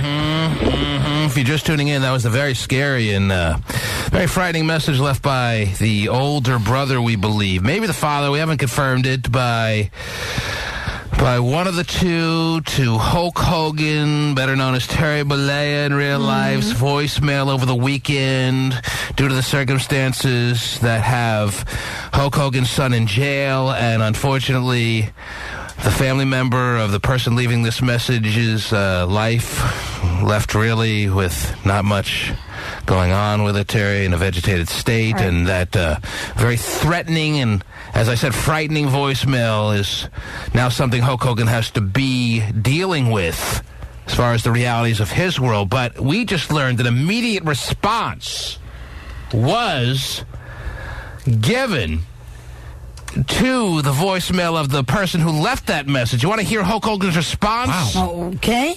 We just got hold of this footage, Terry. This audio footage is very, very rare and priceless, and we're one of the few people that have it. Hulk Hogan immediately retaliated after hearing that very violent-sounding message left on his voicemail. Here's his response. Well, with all the controversy, me and Gene, I've tried to keep an open mind, man, but I've viewed the film 1,001 times. You only had me down for a 2 count. I slammed you and beat you 1, 2, 3 right in the middle. Maybe the players, the violence, and the training is small change to you, but I've invested my 3 assets wisely in a lifelong profit-sharing plan with all my little Hulksters, brother. All my Hulkamaniacs. Well, what does that have to do with the car accident there, Hulk? Watching you one-on-one with the whole world watching. I'm going to prove to you I can beat you, and Hulkamania will live forever. All right. ladies and gentlemen. Yeah. Oh, man. All right, ladies and gentlemen. Well, Mean Gene Okerlund is sounding like he's fired up over the situation, Terry. Yeah. And really, it's not the kind of situation you should be getting up about. This is serious life and death stuff, Terry. So I don't know what the hell's going on here anymore. But, wow, he's pretty passionate, Hogan. Maybe we should just make the moral of the story very simple, that street racing can be dangerous. All right? Is that right? Yes. You hear all the time about accidents that happen. I mean, it could be a lot of fun and quite a rush and a thrill, too, but you're taking a risk if you're involved in that, all right? If you know it and you're okay with it, there's a risk in a lot of things in life. This is probably higher than most. Then by all means, enjoy the hell out of it. Just try not to kill any innocent people. Anyway, this is really heating up between the Grazianos and the Hogans. Yep. Just when you thought it was going to be put to bed, now they're going in a steel cage. Yeah. And Hogan makes it like he's still a tough guy. Like, you don't ever get a sense that he would be scared of anybody ever, even on his show. Mm-hmm. I mean, you never. On Hogan Knows Best? Yeah, you get a sense that he's the toughest guy in the world. See, you watched it a lot more than I did. Yeah, I watched every episode. You saw every episode? I did, yes. How many seasons was it on? 3? I think 3. And you watched every episode? I did, yes. You don't think Awful. there's an episode you never saw? If there was, it was by accident. I tried to watch every episode. Mm-hmm. Every time it's on, I've seen this one. Every time they show reruns, you absolutely have seen it. Uh-huh. Wow. Ouch.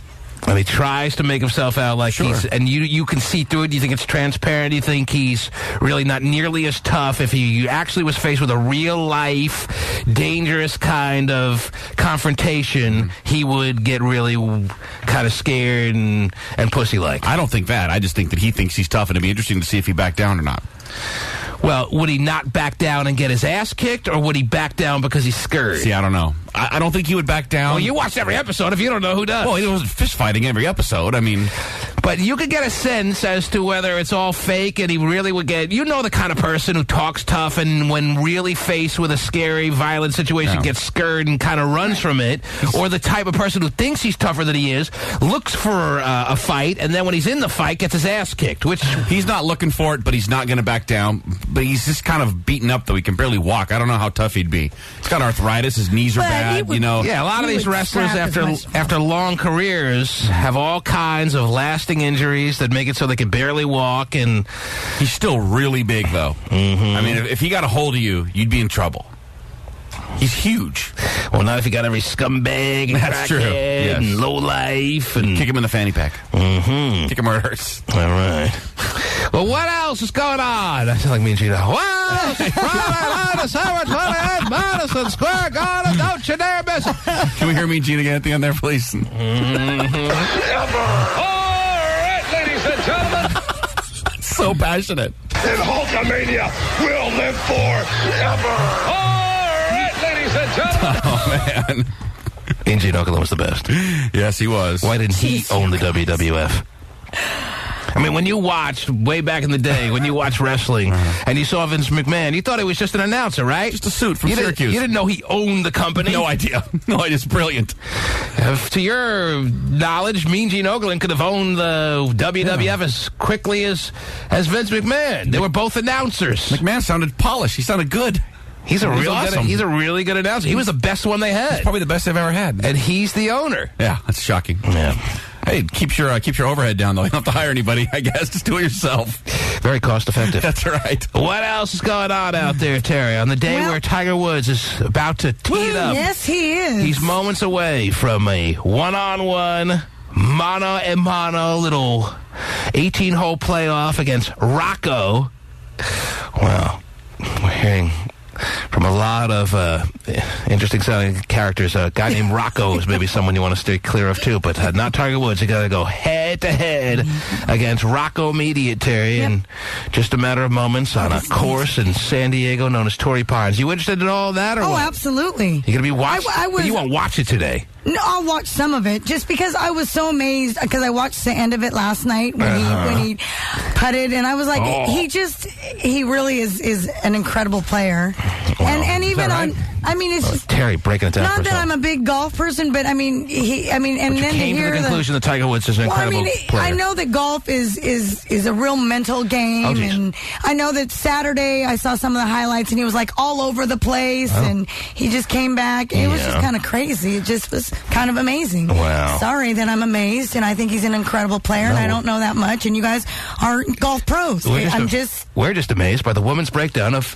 I wasn't trying to break it down. You asked me if I was going to watch it. A man's sport. That's right. A little bit of it. Get in the way. You can't swing the club. Hey, it's kind of... Then how do you? I don't. That's another reason. Just curious. Hey, low man boob blow. She says something funny once a month. It was time. So we can wait till July now. Oh, once a month. Anyway... Yes. Yeah, it was kind of interesting because it was on the West Coast, the U.S. Open. They were able to put yesterday's theatrics in prime time, at least on the East Coast. And it was like 9 at night when Tiger Woods made that putt to send it into a one-day playoff yesterday. You don't really see golf on at 6 at night on the West Coast, and for the East Coasters, they were watching golf at like 8:30 at night. If you're actually watching golf, a lot of people can't watch golf because I think it's terribly boring, and I used to be one of them. But the more and more that I get into Tiger, and I guess move into my 30s, I can watch golf now more than ever. I think the coverage is just better now. Well, it's tailor made for TV golf because they edited it up perfectly, so there's no downtime. Also, a fine golf club. Yes, but anyway. It is, yes. But it's made perfectly because they say, well, this happened a moment ago, so it's kind of edited, and there's no, you don't see a guy walk into the hole. It's not as boring as you'd think. They get to pick and choose the good shots, so it's made for TV. What else is happening? I hate to interrupt you typing there, Terry. What else is going on? Well, you're not interrupting. I'm up against a hard break already. I Geez, can't believe well, how can I be up against a break already? Go ahead. What do you got? Give me some. Big news, actually. Today, same-sex marriages became legal at 5:01 a.m. And in hang on to that. We're going to get into that in the next segment, all right? You're going to tell us all about what's happening in the Bay and all the festivities that are going to come about due to today being the first day where California, the state of California is recognizing same-sex marriages as just as valid as any two heterosexual yokels out there deciding they're in love. Yep. And tying the knot. There's all kinds of big plans scheduled for today? Oh, yeah. Okay, we'll hear all about it. We'll hear all about it after these words. The T-Man Show.